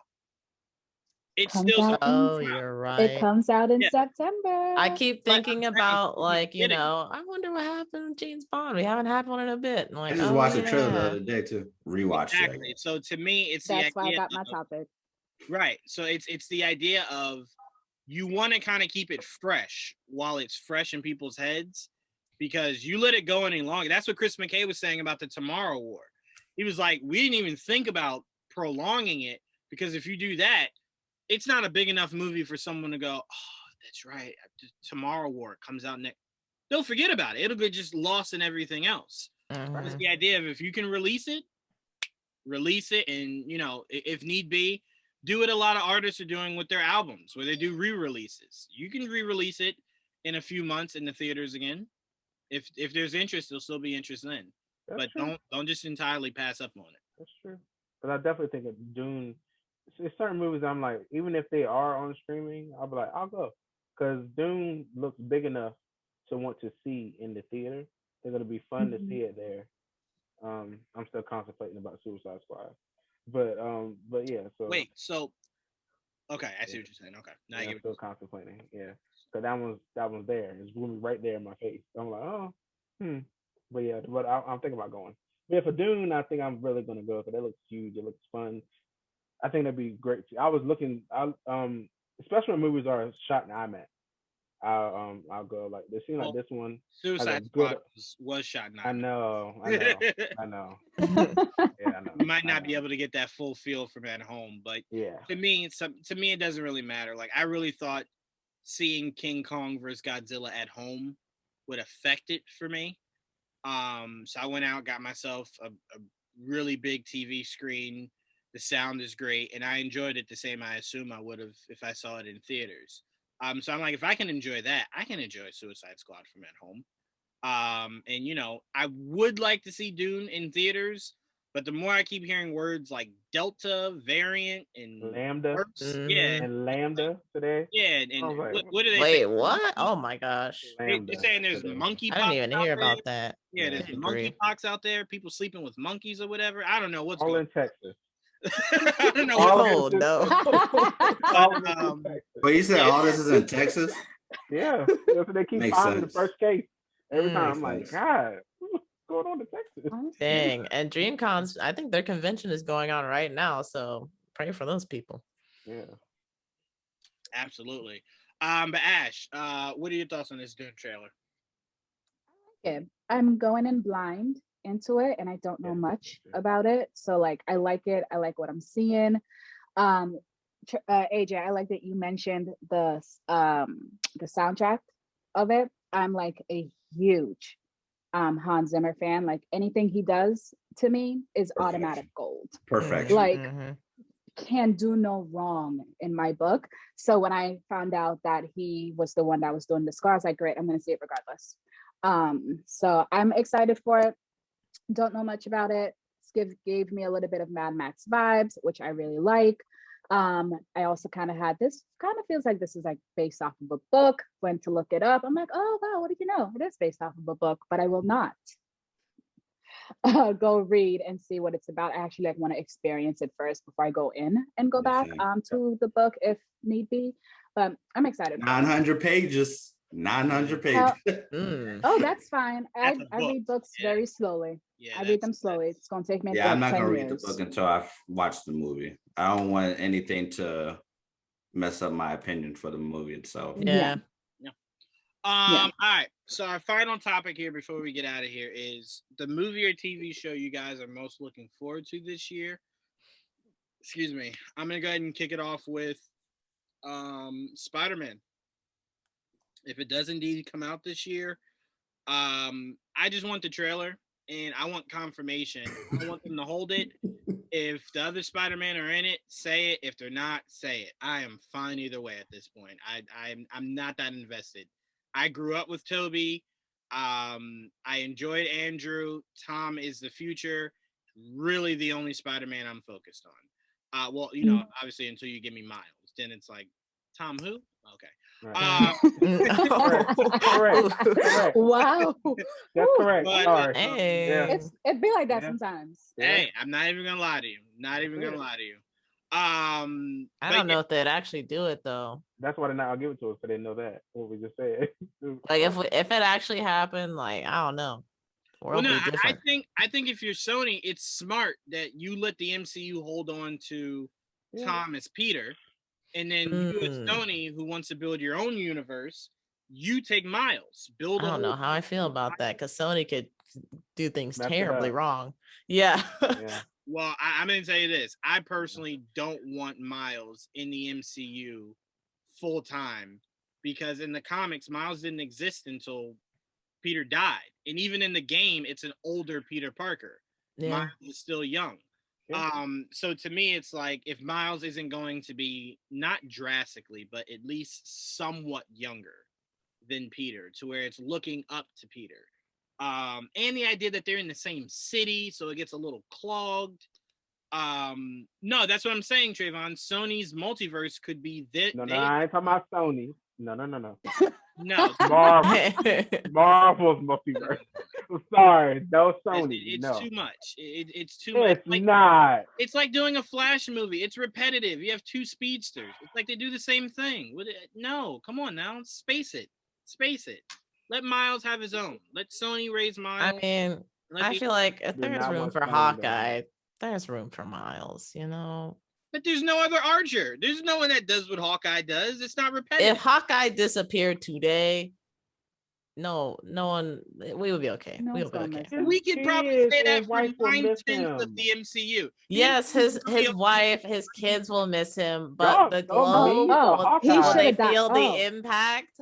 No. Less Japanese people have been murdered. I'll say that. Other than that, there's Those no- were crime lords. Exactly. Ma'am. They deserve Exactly. to die. Yes, they were crime lords. but They I deserve mean, had to- a that was family. the coolest part for him. That So was the coolest what? part for Natasha me. had a family. Yes, What? exactly. Who had a family? Yeah. Wait a minute. Natasha hold on. had a family. No, you didn't know that till like what? Oh, no, 3 no. weeks ago. That You could have So assumed she what? came from So what? somewhere. She came from See? So somewhere. what? Time Now out. we How have a- many times did she say in game, this is her family? She ain't got nothing else. She said it like 800 times. Continuity. She couldn't have spoiled it. She Continuity couldn't have issues. spoiled it. Listen. She did that because she was repaying about what she did to the little girl. That's how I look at it. Exactly. That's why It was out of I feel like guilt. she did it. Mhm. why she did But it. So- but if we're being real, Clint should have died. No. His story is still continuing. I don't agree. He has a I don't men- agree. He has someone to mentor right now. He tried to die. He tried. Listen, time it's out. not that I Right. don't like We Clint. didn't I try just hard like enough. Black He Widow did. more. Stop. Let's be honest here. Clint has way more of a story that he could utilize than Natasha does. Clint in the comics started the West Coast Avengers. That's a whole nother Avengers team that he led. Natasha is just like, who cares? You guys, I 2 care. years from now, no one will be like, man, where's Natasha? All right. I will ask. Okay, I will so Also, let's we say- still can get let's say for the Natasha. I would love purposes for her to of come this back. Infinite argument, possibilities. Because right you know now. the We still little have the little Natasha. timeline got bombed, so we can have Natasha back. So let's say for the Variant. purposes of this argument, you're right, Juwaan. You know, Hawkeye, he's got some things going for him, but you would rather have Hawkeye than Miles. Is that what you're telling me? No, I just said I want Miles. I just don't need him in the MCU full time. He's already been mentioned. You can't. We're not rolling it back. They've mentioned him already. I didn't My say nephew roll is it back. here. I just said My I don't nephew need is him here. in I the will MCU never let it go. full time. They I don't can need be talking about him. James. Nephew can be James. No, absolutely No. not. It's I'm fine joking. if Miles Relax. exists. It's fine if Miles exists. I would be fine if they worked a deal with Sony to where their worlds are the same. It's just the idea Oh, of no. Miles is doing his thing, Peter's doing his thing. I don't need to see two web slingers in the same movie for 8 movies. They were in the that do game exact together. same thing. I don't need that. They I were don't in the need, game together. for like 3 I'll seconds. just- Miles, like, what are we talking about? How many times does comics and games have to show you redundancy does not work? Now, It's what are you gonna why do it's when separate. Spider-Man 2 is multiplayer? What are you gonna do? What do I do? with it? What? When Spider-Man 2 is multiplayer and they're both in it, they're both like you can play. If you think they will ever make a Spider-Man game multiplayer, then I would say Well, throw your how are they chips gonna in the explain it? How are they gonna explain it then? They can't just be like, oh, Miles went on vacation. now." Miles No. has a block. Peter No. is all of New York. Miles protects a block. No, it didn't. He was say swinging that. all throughout He New took York. He over. wasn't staying in one little Miles- area. over. No. Peter Time out. You guys in the aren't game. listening to yourself. You're saying he swung through all of New York. Where was Peter? He was gone, right? When Peter's there, Peter protects all of New York. He Why can't they protects. I coexist don't think together? Miles is gonna be like, oh, there's a crime happen. Oh wait, I can't. This is my block. I can't go All over right, there. No, I we're going gotta to go. India. You guys have fun. All right, AJ. Bye, Jay. He doesn't Bye. say that. It's just the idea of it's the same thing. Whenever you see crime happening in New York, and the Avengers are in New York, the Fantastic Four, you don't ever see them all join together to protect New York. No, it's like They I might, got you this. know, they you might It'll got have be their that. off fun. days. They might have their off days. Then- Maybe Avengers on Monday, they're on Tuesday, but So then then- they're out on vacation. They're taking shifts. So then, what's the hard thing to believe about Miles is supposed to be in a small area, and Peter protects the larger scope of all of New York. That's the whole point. Peter is a grown man. Miles is supposed to be He a could use some child. help. He could use some help. Okay, You know. That's I the mean, he point. needed it- Spider-Man he never needed in the does have game. help. He never He does needed have it in the help. game. He almost got, you know, he needed it. He needed help Time out. in the game. All right. Let me just say this. I'm just, I'm just You saying. have to stop justifying a game that was centered around the importance of Miles. Of course, they're going to make him seem like he's needed. It's his game. Fine. In the first Spider-Man game, how much help did he have? I mean, All right, but thank you. Genki. He's not No, a wait, character. no, not He's an Genki. actor. Somebody was doing something. It wasn't just him. Mary Jane, she did some stuff. She had some He sections did. in that game. You know what, Jamie? You're right. When he was fighting the Sinister Six, Mary Jane suited up. She was fighting with him. No. Yeah, I remember that. No, it was just let me Peter, right? let me talk about this. I hated those parts in that game. I'm sorry. It was Anyway, so difficult. We're gonna move out of this because I'm feeling it. I'm feeling the stress come. Uh-oh. sorry, Move I'm away the feeling upset. controllers. I am most excited for Spider-Man No Way Home this year. Just to kind of clean up a lot of stuff, get rumors out, get the truth out, whatever the case may be. I'm excited for that. I'm excited for Tom. Jamie, I'll go to you next. What show or movie are you most looking forward to seeing? Honestly, I was gonna say I am excited for Spider-Man and I am looking forward to Into the Spider-Verse, but I think that's 2022. Yeah. It is, But what yeah. if I really am excited for that show? I don't know, because it just feels like it's like answering all the questions that I ask myself, when I'm bored. Like, what if this happened with like these two characters? So Mhm. I feel like that's honestly going to be one of my favorite shows for this year. Yeah. And it could be canon. That's the fun part. What happens Even if it's not, I'm still just have a good time. Yeah. And we will be bringing the MCR back for What If. So that'll be a lot of fun. A show we can just go into and have fun with.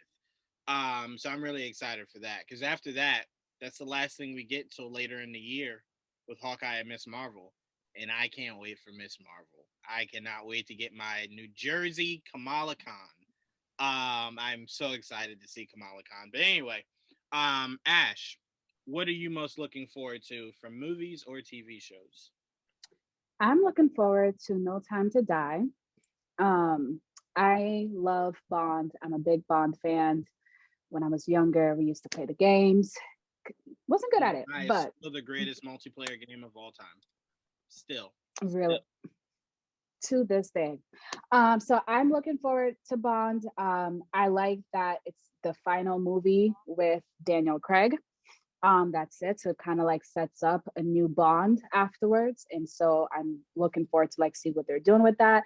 I just also love that it just from the trailer itself that I had to like go back and rewatch, that it's just women just kicking ass, doing things, whether they're helping him or effing him up. I love it. I'm here for it. And so I just want that because it's supposed to been come out for a while now and it hasn't. So I'm excited for it. And that's the one I'm going to go see in theaters. Yeah. Yeah. I'm mostly excited because the sooner this ends, the sooner we can see what the future holds for maybe a black James Bond, a black female James Bond. The possibilities are endless. And it'll be interesting now that company has been sold. So it'll be interesting to see what Amazon. Who did they get sold to? Amazon bought. Amazon. Yeah. Mm. So let's see how Amazon feels about a black James Bond or a female James Bond, or like I said, Listen, Idris Elba's right there, y'all. I mean, you're looking down a barrel of a lot. If you want to stay white, Tom Hardy's right there. You know, if you want to go black, Idris Elba's right there. If you He's been doing a lot of cowboy stuff recently, though. Lashana Lynch is right there. Oh yeah, he has. Yeah. Would you say, Trevon, who's right there? What's her name? Lashana Lynch, the one that's in the movie. Oh yes, yeah. I don't know if they'll want to double down on that, but I mean, if it's a passing of the torch kind of thing, again, like you said, she is right there. That's what people were pissed about when they first announced her name in the movie or whatever. Well, she called herself something. I remember we did. No, she called herself 007. 007 because it's a moniker. It's not a person. I know. Right, it's a moniker. It's like Black Widow and it's like Hawkeye. They're monikers. They're not. It's not their actual name. So you can pass on a title. But I was just upset because I thought they were using it to kind of say, look, we're interested in Black people being in 007. I thought they were kind of using her like dangling her. But if she actually serves a purpose, I'm fine. But if she's in this and then dies and then he comes back to avenge her death, I will have no interest in seeing this movie whatsoever. Because you just used her. You could have just used anybody else. Why would you do that to her? But Trevon, what are you looking forward to? Okay, I'm gonna kind of cheat. Sorry. I am looking forward to Miss Marvel. I really want them to go, like, I don't want them to shy away from our heritage, from culture, or any of that. Like, I want them to really go. And the Inhumans. Yeah. The Inhumans. And that's another question I really have. Like, I know she is an Inhuman, but will she be, like, in this, like, iteration? That's what I'm saying. I'm wondering what they're gonna do. She very easily could be a mutant. I wouldn't want it to be because she is the face of the Inhumans. Excuse me, obviously until we get the royal family. But to me, if Feige wants to do the Inhumans over again, which someone should, that shouldn't be the only thing humans we have to chew on. I would like it if she is the first of many more iterations. I mean, it's the only reason why I'm like, I don't know, is you're asking a lot because we haven't even introduced the X-Men.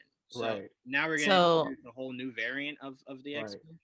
Let me ask a question real quick. Are the Inhumans and the mutants the same, or is there some kind of difference that I'm like, don't know? They're different. It's more so the gene of how they were created. But I think it's like, I don't want to say a descendant of what like a mutant is, but I mean, I guess you could label it mutant-ish. Mutants are born like that. So are the Inhumans, but Inhumans get activated by a Terrigen Mist. I think Inhumans were made. I think they were more so made. It was like a mix of like Kree and something else. I think. Again, I could be wrong. I'm. It depends on how they want to do it. I would have to go back. I would have to go back. But Jamie, I will definitely let you know by the next time me and you talk. I just go back to my comic stash and see how they describe it. But it could be either or. Really, it could be. I mean, and with with Miss Marvel, I know everybody says it's just a coincidence. But I'm sorry, Wanda did that in New Jersey. I don't know, man. I feel like it will, have some kind of indication of what happens with Miss Marvel. Like she expanded that thing. She expanded that thing pretty damn far. Yeah. Like, I was like, I don't know. Like, I just wonder if we see what it did to Monica. That would be smart. I don't know. Like, Would you say again? Sorry. WandaVision happened in New Jersey. So I was like, it can't be a coincidence. Why would they do that in New Jersey? Why do that there? They didn't have to do that there. Like, and they knew Miss Marvel was coming. So it's like, I don't put it past Marvel to did that on purpose. So it doesn't. I also don't put it past them that it literally is pure coincidence. I feel like he'll find some way to tie it. You just sat through 3 series where it was nothing but pure coincidences that things have happened. And then I guess we get an explanation down the road. But I mean, again, I don't know, because that town that they're talking about is not a real town in New Jersey. Yeah, where Kamala's from will be a real town in New Jersey. It was just funny when she kept expanding. I remember when I was watching when she was expanding. I was like, how far is she expanding this thing? Because she kept going. I was like, okay, stop. He's inside now. Stop. So I just wondered when she did that. I was that. And I'll say this: unless you're trying to say that she had latent abilities that Wanda just kind of brought out. Yeah, like Monica. Yeah. Yeah. The I don't know. See, Monica, I feel like I feel like when Monica became a mutant because of how many times she went in back and forth. That's what I feel like for her. With Kamala, I think it's just like she got activated by the radiation of it. That's what I'm wondering, like, be the difference for me of it. Being in proximity of it, not necessarily being hit by it or whatever. But Monica went in like 3 times, so it literally messed up her DNA. Dang, that's kind of make me think, is like Hulk a mutant? I never thought about that. No. Hulk's definitely not a mutant. No, that's gamma radiation. That's pure just gamma. But if it's like the different, I don't know. I have no idea. Yeah. What you about to say? No, I was just gonna say no. That's pure gamma radiation. Mutants. That's a gene. Gamma radiation was just like an exposure that he had. It's nothing that he could have been born with or anything. Like when She-Hulk, when they do She-Hulk, that's a blood transfusion that he gives her, and his gamma blood flows into her body. But it's never like she wasn't. That wasn't like Bruce. Bruce kind of just like sneezed or whatever, and it like hit her, and then she just turned green or anything. Like it's very much so structured extremely different than the mutant gene. Like a lot of mutants, that's not something you can build in a factory or in a science lab. You're born with those abilities. Okay. Yeah. Okay. So I was right. I'm sorry. I was right. Hold on. I was right. Okay. I thought so. I asked my best friend Joel, who knows this stuff front and back. I was right. So Inhumans are different from mutants because they are scientifically made by the Kree. It was a Terrigen mist that they were experimenting on people with, and it created the Inhumans. I thought so because I'm like, no, mutants are born that way. Inhumans, I thought, were more so like, factory made. Okay. And they don't know they have their ability until they get hit with Terrigen mist. What I understand, right? Wait, like say it again. They get the Terrigen crystal, like they have to get hit with the mist to be activated. Like right. Okay. Yeah. Until Yeah. So they got experimented on, and that's how they got that. Yeah. Got it. And also, of course, Spider-Man: Far From Home, because I just didn't know what the hell that movie's gonna be. What's going on with that movie? Like, Miss Marvel is just cool because I just want to see them do her right. I thought they were going to do her show a long time ago when the guy that used to do the shows on ABC, I think his name was John Ridley. He did a lot of like race kind of like shows that really dealt with race a lot and culture and stuff like that. I thought they were going to do it back then. He said he was going to do a Marvel show. I was like, oh, good. He was somebody that could do it deep and be a real, like, not shy away from anything. And that's what I thought they were going to do back then. So I'm wondering how far they're going to go with the show. That's what with Miss Marvel? Yeah. Like, I want to know if I don't know, because the comics didn't really do that all that much. Muslim, right? And stuff, right? So, right. Like, even the game didn't really dive into it that much. They're not going to shy away from it. True. Like, they're not going to tell you she's not Muslim. Right. So the essence of that'll still be there. I just don't think. I don't know if they'll go the route of, their prayers and stuff like that. I don't know if they'll do that. But I don't think by any means they'll shy away from the fact that she is Muslim. And I believe the showrunner and the writers are Muslim also. So they'll try to make it as, as authentic as possible. Right. So yeah, I think there'll be essence of it in there. I mean, because when you look at Black Panther, it was Africa.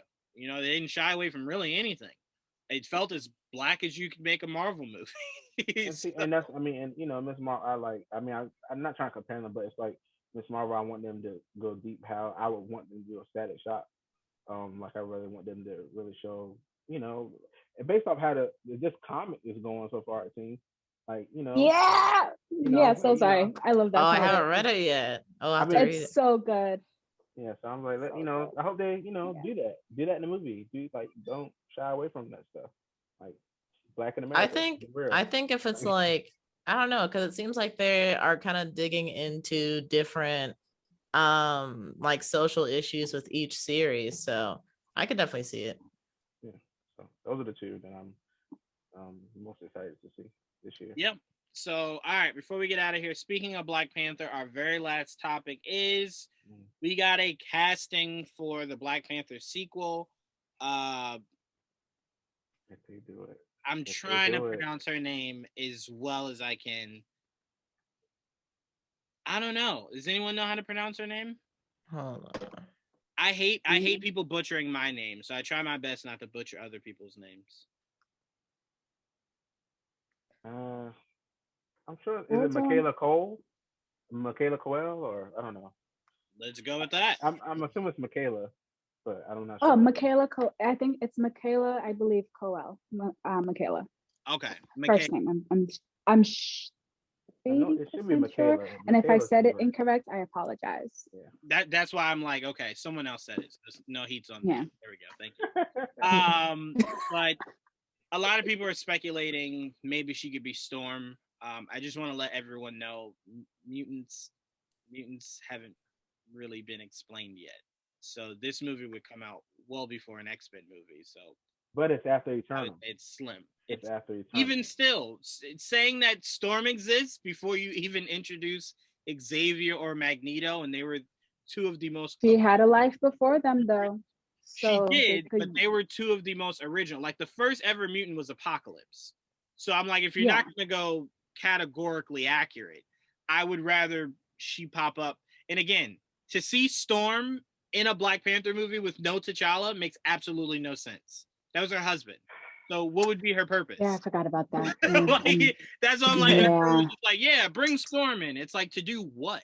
Like, no. And given the way the first movie went, like, she could be Storm literally anywhere. She could be Storm in Egypt. She doesn't have to be Storm in Wakanda. That doesn't make any sense. So to me, again, it's why I keep telling people, if you want cool stuff like this, you gotta recast T'Challa. You gotta get a new T'Challa so you can do things like that. But if there's no T'Challa, I don't need a Storm. No Storm. It would be, because then think of it like this: if anything were ever to happen to T'Challa, she's the queen. She takes over. Clearly, you're not going to have Storm be the leader of Wakanda. So that wouldn't make any sense. So therefore, it would be so out of place. So to me, I think everyone should reserve Storm for when we get news about the X-Men. Well, who else could she be? Like what? Like we keep thinking she has to be someone important. They casted what's his name? God, I can't believe I'm blanking. Hold on, I'm completely blanking on this guy's name. Give me 1 second. Hold on. Daniel Kaluuya. See who? I was thinking Daniel Kaluuya. He pretty much. No, they casted Ben Kingsley in what we thought was going to be the Mandarin, and he turned out to be essentially nobody. So they've casted big name people in the MCU for them really essentially to just fall in line rather than being a standout. Daniel Coulier, I think you could argue he's probably, out of everybody in that movie, he's of the top tier of actors out of everybody you had in that movie. In his role, was just like, you're whatever. Like, whatever. So it's not out of the realm of possibility that she could be something big, or she could just be one of the Dora Milaje. Maybe one of the original Dora Milaje. Maybe she's who they introduce in this, and then they make the show about her for Disney Plus and one of the Wakanda shows. So we're just assuming she has to be somebody big, and because people want Storm, we immediately went there. But there's no T'Challa, so Storm just wouldn't really make any sense. I just think it's so difficult for them to recast him. I know they could, but it would be really hard to do. I don't disagree, but just because things are hard doesn't mean we shouldn't do them. Yes, I was gonna say. To me, I always separate actors from the characters. The characters are what I care about, and I'm not saying it like I don't give a damn about the actors. I'm just saying when Heath Ledger died, nothing in me was just like, well, we can never do Joker again. Let's pack it up. That's not fair to whoever the next director of a Batman movie is that might want to use Joker. So to me, T'Challa, and here's the thing that makes it worse. T'Challa's first two big appearances in the MCU, minus Civil War, right? You take Civil War out, you go Black Panther, Infinity War. He died in them. So to say that you're getting rid of the character altogether is just like, so he died 3 times, so we can't get a full T'Challa, but once, no, I don't think that's fair at all. I think we should work our way to getting a new T'Challa, and then we can start playing in the toy box of things like he marries Storm. We could do that. But Ash, I'll go to you. What were your thoughts on the casting? I mean, I really don't put any like speculation or much thought. My goodness, or much thought. Sorry, there was like a really loud motorcycle outside. So I hope y'all didn't hear that. I hope my headphones just kept the noise out. We'll say we did. We'll say we didn't. Okay. But as I was saying, I don't pay much attention or really to like casting and like casting speculation and all of that until like I actually get a confirmation of like who they're playing, and then to like give my thoughts on it. I'm excited to see her like getting like going to be in a big movie, because let's be real, Black Panther 2 is going to be a big movie, and I want her name to be more freaking like out there. So like I'm excited about that.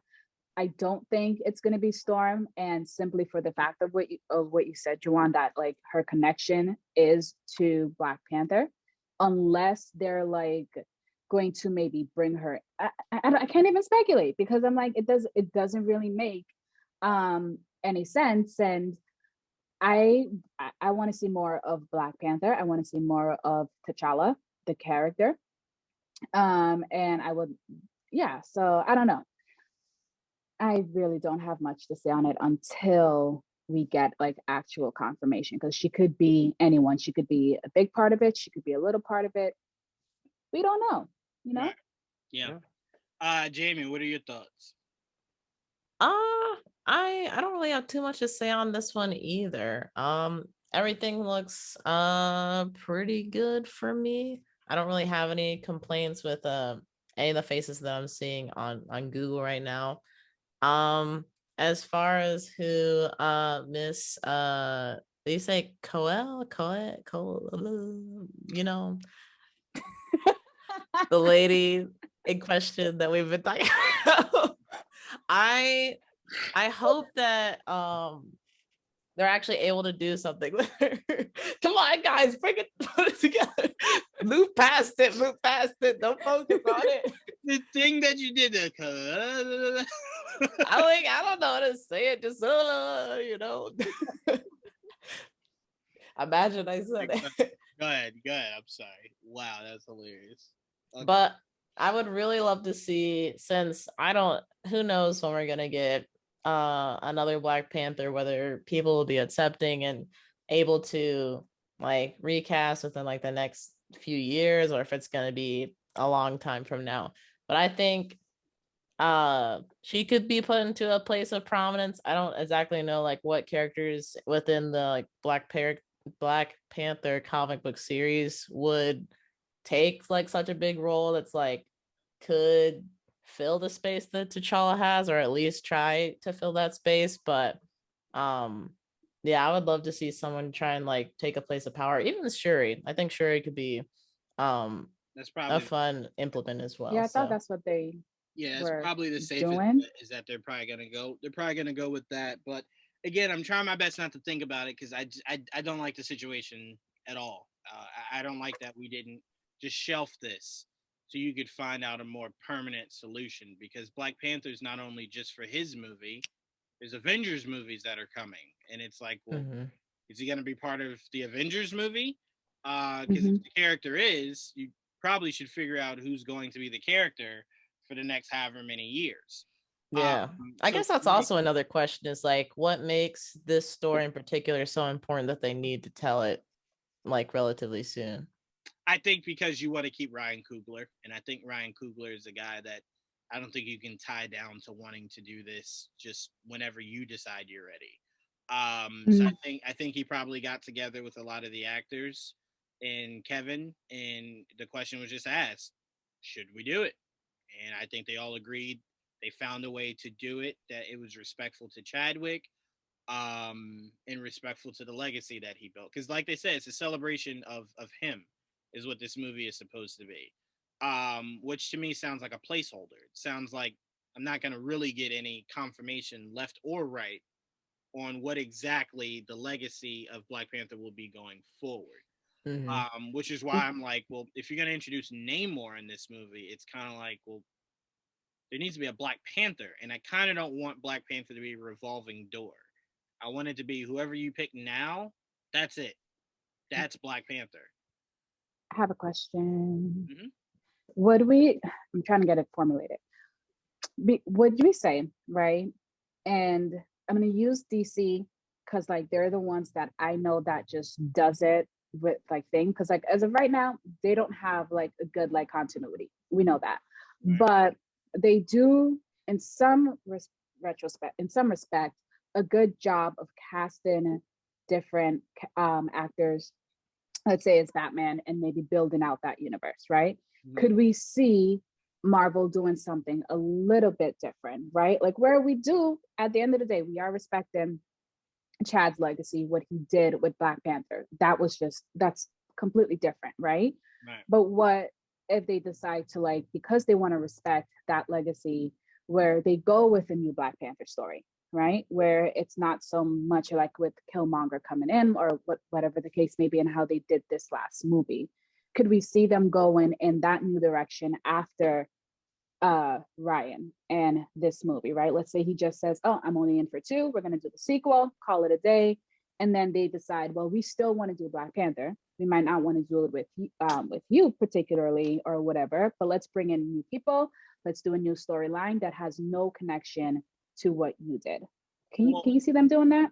That's why I said from the moment he passed, after I had time to process that, I said, you're introducing the multiverse.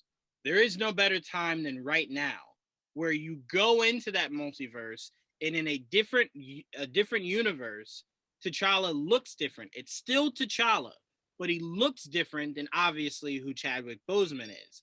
And you pluck him from that, put him in the main continuity, into the people within the movie, like within the franchise, once the multiverse is closed, that's the T'Challa that they've always known. Yeah. You know, it's now reset what they know. So that's their T'Challa. That's always been their T'Challa. It only looks different to us, the viewers, right? But it's still T'Challa. Yeah. But if you wait and you close the multiverse and then you want to say something like, we want to recast, that's going to be a hard sell. So this way you're saying the legacy of Chadwick's T'Challa still lives on. You're not getting rid of it. You're not replacing it. It's an all new T'Challa from a different universe that, again, people will still hate it, argue it, complain. Yeah, whatever. As always. Those people are people you'll never be able to appease. But again, and this always sounds so mean. Multiverse does give them an out, though. It does give them a getaway car. It does. And it does sound really mean, and I don't mean it to be that way. But I'm never attached to an actor enough to sacrifice a character. You know what I'm saying? When Ben wanted out as Batman, I didn't say, well, I'll never see Batman again. No, it sucks, but I just want Batman. I don't care who's Batman. I want Batman. So to me, it's the same thing with Black Panther. It's a character we've waited forever to get. Now we got him, and you're telling me you want to make Shuri the Black Panther or bring Killmonger back? Like, no, give me T'Challa and give me a full ride of T'Challa. And then if he wants to pass it on to Shuri, by all means, you do your thing. But to me, there's no reason why John David Washington is sitting at home when he easily could come in and be a new T'Challa. Easily. The man has the swag. The man has the presence. The man has the height. The man could step right in, be your new T'Challa. And here I say new T'Challa.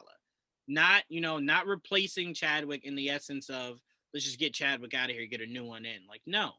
We need a T'Challa. He can fill the role. I'm sure it's something that he might hesitate to do.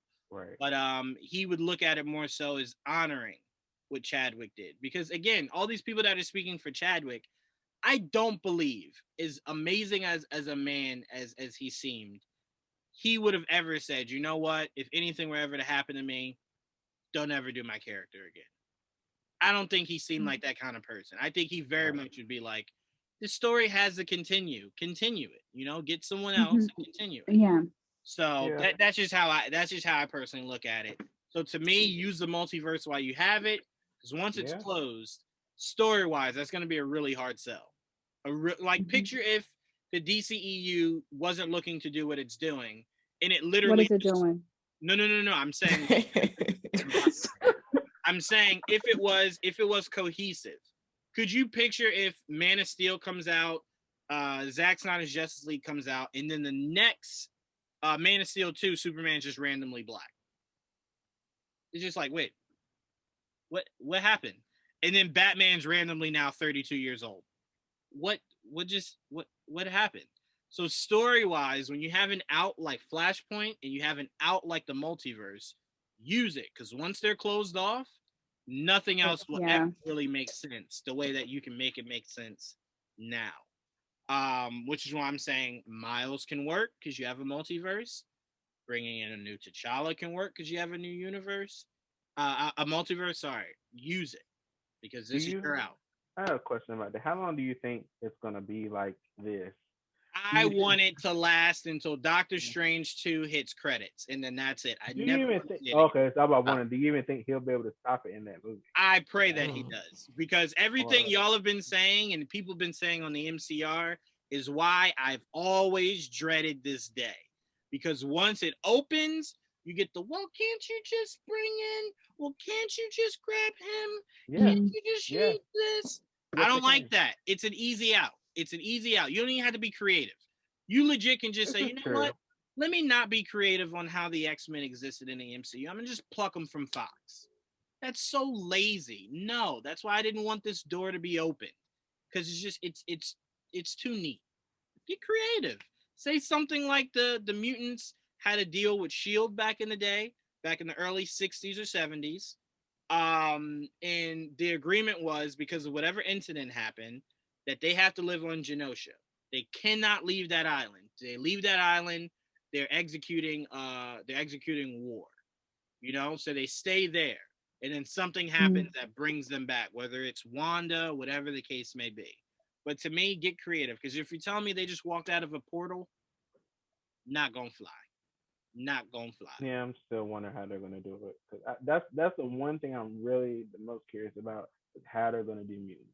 Because I don't know, like you can't be like, oh, they were here the whole time. No. You gotta you can't do that. No, they haven't. Are they gonna use? Yeah. Are they gonna use Eternals to explain or bring in any of that? I hope. Because I don't know much about Marvel and how they thing.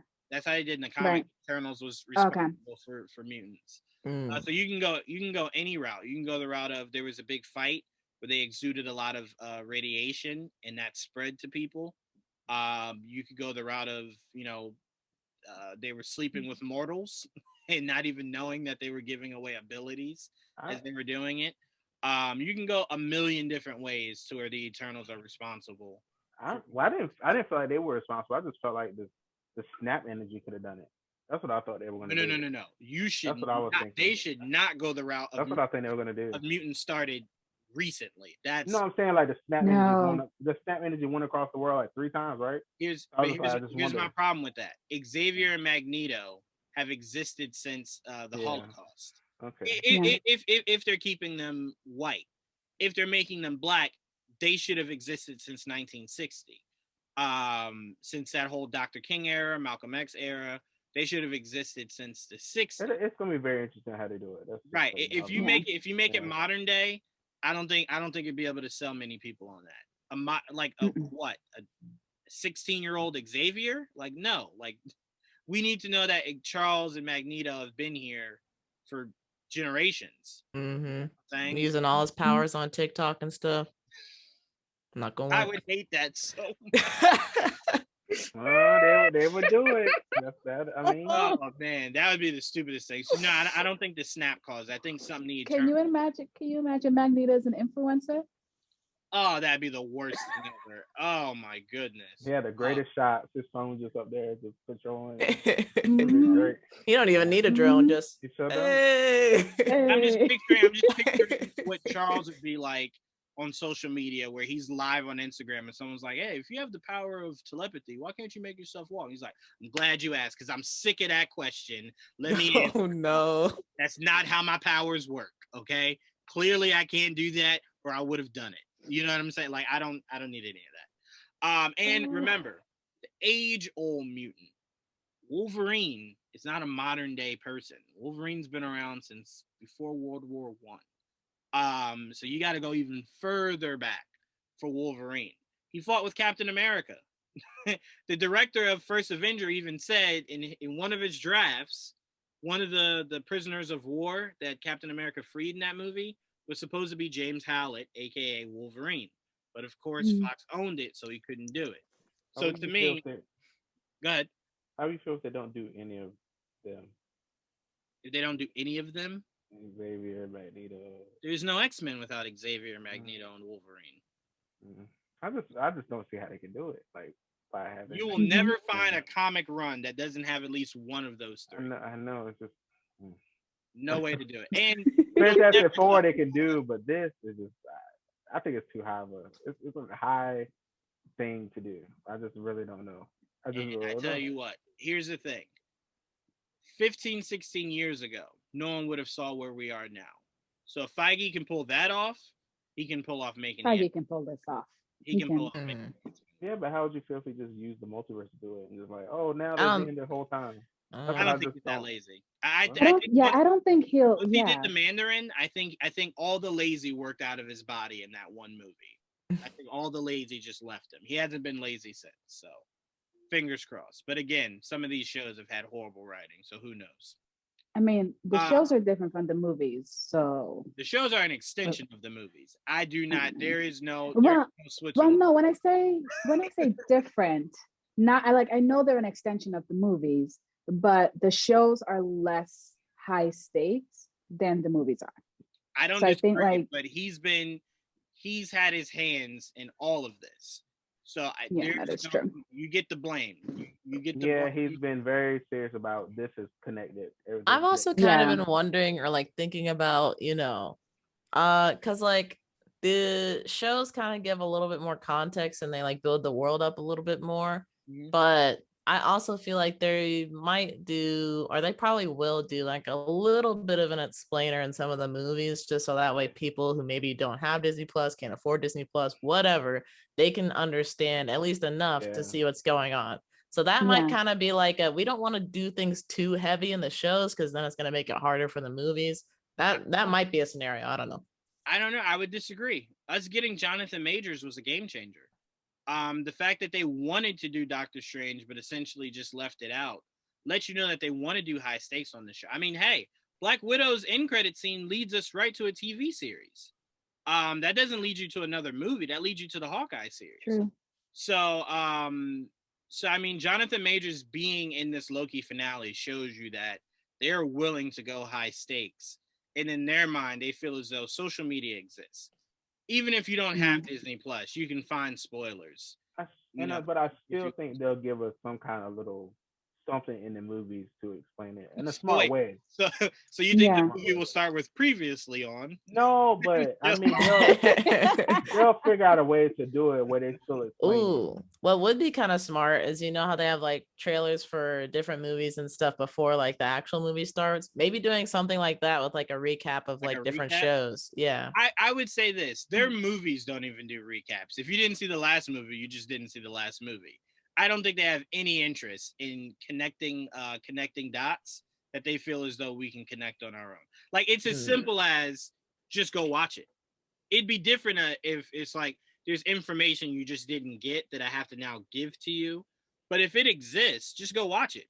Because if you watch Avengers 1 and then you watch Avengers 2, but nothing in between that, there's nothing that starts in Age of Ultron that gives you any inclination of what Iron Man 3 just did or what, you know what I'm saying, or what Winter Soldier just did. You kind of just have to know. You know what I'm saying? Through dialogue, you hear Cap saying oh, we shut down Hydra. This is the last little bit left of it. But to you, if you didn't see Winter Soldier, you have no idea what the hell that means. The last of Hydra. What the hell is that? So to me, I'm saying, their movies don't even do recaps from movie to movie. So I think in their mind, they're just either Google it or you just don't be knowing nothing. I mean, yeah, that's true. I mean, it's different territory now. He says they're connected, so I feel like you cannot assume everybody has Disney Plus. Although you also can't assume people want to. You also can't assume people want to see every movie. Some people just want to see what the big ones are. True too. That's why a lot of people sat in Endgame, and they didn't understand a lot of the little nuances that were like, oh, that's really cool. Because to them, they were just like, like when Sam comes in and goes on your left. If you've never seen Winter Soldier, you have no idea what the hell that meant. You just go, oh, he's on his left. Goodness, could you imagine? You know? So that's what I'm saying. I don't think Feige. That was me, Trevon. Oh, I feel so bad. I didn't catch it. Oh my god. Yeah, my hairdresser, she's like, I haven't seen all of them, but I've seen the big ones. And I'm like, oh. You know what's frustrating about the ad? Endgame was riddled with little nuances. Like when Cap is telling Ant-Man and Wasp what to do with the van, and she goes, "Got it, Cap," and then looks at Ant-Man. That's a nod to when in Ant-Man 2, he kind of goes, "Yeah, me and Cap," and she goes, "Cap, you guys are on first name basis?" And he goes, "Yeah, you know, kind of." So that was her way of like playing it back on him of that. Even when went over my head. Even when Black Panther goes, "Clint, I got it." Yeah. That's a nod to in Civil War. It's like, hey, my name's Clinton. T'Challa's like, I don't care. Like, and now he cares. Now it's showing that, you know, it stuck with him. So it's just stuff like that that's really cool that pays off. But again, they did nothing in that movie to lead you to any of those payoffs. You just had to know. But those are the small stuff, right? Because I think that you can expect to trust your audience a lot, right? I think we can say that like Feige, he trusts his audience that they're going to come in, etc., right? But at some point, like kind of like what Trevon is saying, if you are saying that all of these things are linked together, you gotta at some point let the audience know, right? Even if it's not your core people that you are trusting, if it's the general audience, whether it's like using the little bit, I hate when they do that because it gets on my nerves. I don't need the exposition of the summary of what happened like that, right? You can do it better. But even if they give, use a couple of dialogues, like say, oh, well, Wanda did this, and this in New Jersey, or this, or whatever. I see what you're saying. But like, I want it, but I don't want it. But they have to find some way to make sure that like those people, right, that are walking in there, that they might not have that full thing like we do, that they have some type of connection there, because you don't want people to walk out like, well, what the hell just happened? See, you know? I don't agree with that, because if you're walking in as a casual fan, you're a casual fan. So it's more so on you not really being interested in one, because again, I'm not saying you have to go pay the money to see the shows, but Google exists. You know, you could just Google like, hey, what happened, or how did WandaVision So you telling me to go Google now? No. I will forever tell you that you need to watch the movie. Like, no, I'm not telling you to go see it without watching it. You need to go watch it. But I will say that to me, if a casual fan comes in as a casual fan, that's exactly what they are. They're a casual fan. But I would even say Marvel hasn't even done small stuff. If you didn't see Age of Ultron, when Cap grabs that hammer, you don't understand the significance of that and why that's such a big moment. I knew it. You know what I'm saying? Yeah, I knew it. Thor's like, I knew it. When he got nervous when Cap almost picked the thing up. Yeah. So to me, it's like there's big moments that you just need to watch movie to movie. And if you don't want to, I get it. You don't have to, but just know it's not my job to fill you in when you could just, they're easily accessible. You now have a vault in Disney Plus where you could literally go through from the beginning all the way to exactly right where we are, if you wanted to. But again, I don't hold it against people that except for the Spider-Man movie just want to be casual. But, right. But I don't hold it against people that just want to be casual fans. If you just want to go to be a part of it, not a problem. But when you start asking questions, I then go watch the movies. That's what I'm saying. So if you want to be a casual fan, completely understand. No judgment here. But it's when you start asking questions that I go, no. I will not be helping you out by telling you. You will watch those movies like I have. Read a comic. See, I disagree with that. Because what if you are like, I am more interested in what's going forward, right? I don't know. I think it's me caring a lot about people and making sure they get what they need. But I just think that you have some obligation, whether it is a huge obligation or a little tiny bit obligation, to at least make sure you're connecting the cracks, especially if it's in a wider global audience. Let me ask you this. Right? Would you ever accept somebody who didn't watch the Snyder Cut but wants to watch every DC movie going forward? I would accept. Wait, go back. Rephrase the question. Okay, rephrase so it. Would I? Let's stick to the DCEU. So Flash, Aquaman, Mm-hmm. Shazam, Wonder Woman. If someone Mm-hmm. said, I didn't start for Man of Steel, I'm starting today on Suicide Squad, you wouldn't tell them, oh, no. You should go back and watch Zack Snyder's Justice League. No, I would. Yes. No, because you don't need to watch Aquaman to get it. You don't need to watch Wonder Woman together. They're standalone movies. They're not connected. The only thing I would ever tell people is if you want to watch Zack Snyder's Justice League, go back and watch BVS and Man of Steel. But they were connected. That's my point. They were connected. It's how Justice League existed, that they all came together. So it's the idea if they ever come together. You can watch Justice League without watching Aquaman, Wonder Woman. That's true. I mean, not really. Like in Aquaman, yes. What does Mira say to him? When Mira sees him, what does she say to him? Okay, but they weren't in conversation. But they weren't in conversation with each other. The people that were making those movies when that line there's so much inconsistency there. No, but they were. She mentions that they fought. What's his name together? Yeah. She said that they fought Steppenwolf.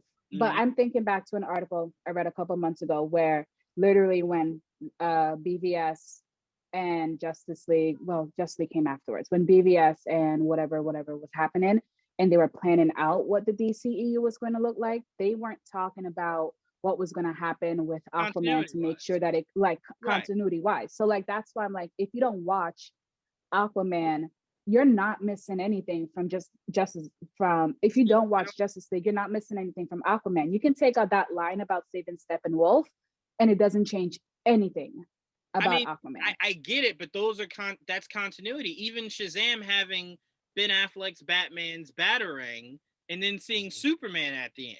That's all connected. Even Diana, Wonder Woman starts with her getting a care package from Bruce. So it's the idea of it shows you. I get what you're saying. You could pluck it out and the movies are the same. I think, but those are continuity that matters. It leads up to a lot of different things. So to me, it's like, go watch it. I listened to that. I agree, kinda, but you got to look at the DCEU. Those movies are very loosely tied together.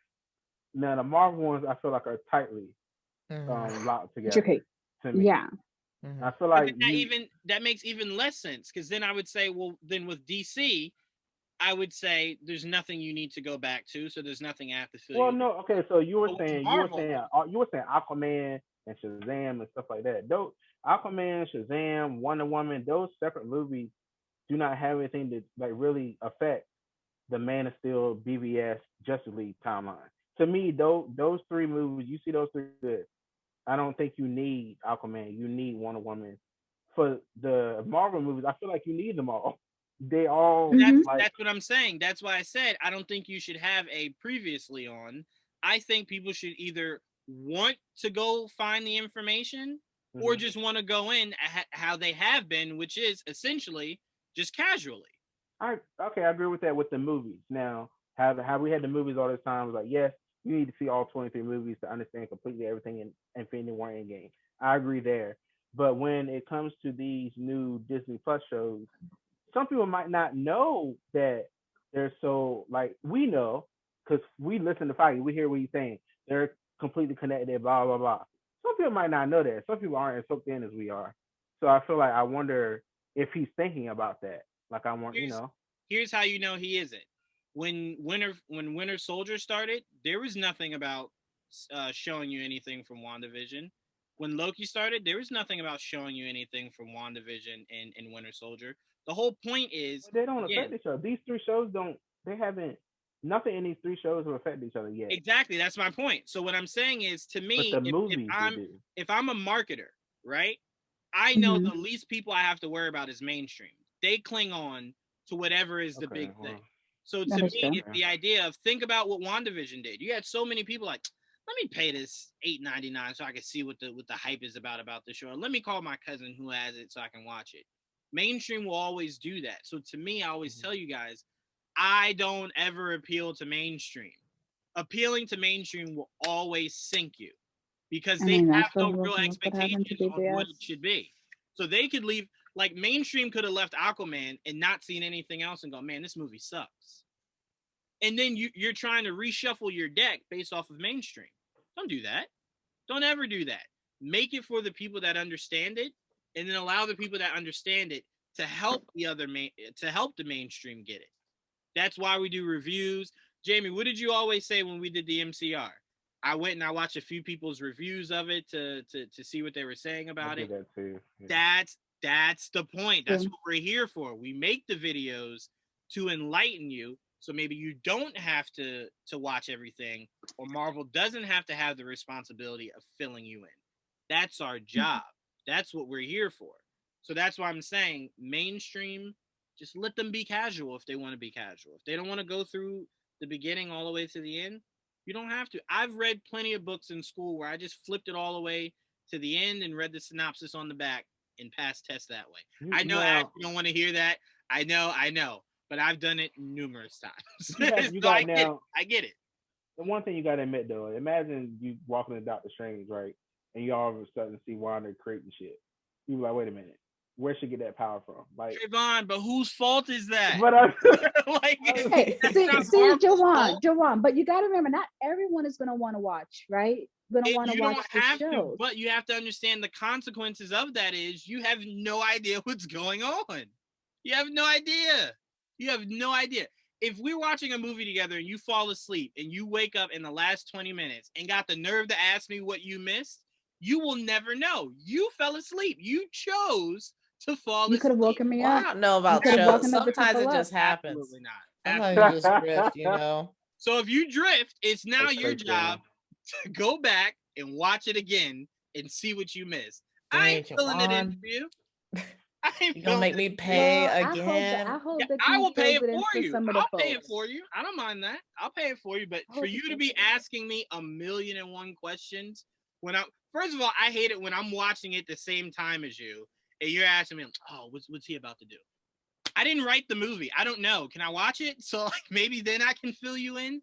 But if you missed out on something, it's not our responsibility to fill you in. It's either your interest to want to go back or just be as blind as a bat. They might do it in trailers. That'd be interesting. I'm just curious. I'm just wondering how they're going to do it. I hope they do something.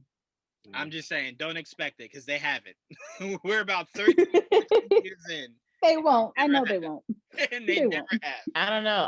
The only reason I really asked this question is because the shows like bring a different element to it where, you know, you would go to the movies like 2, maybe 3 times a year.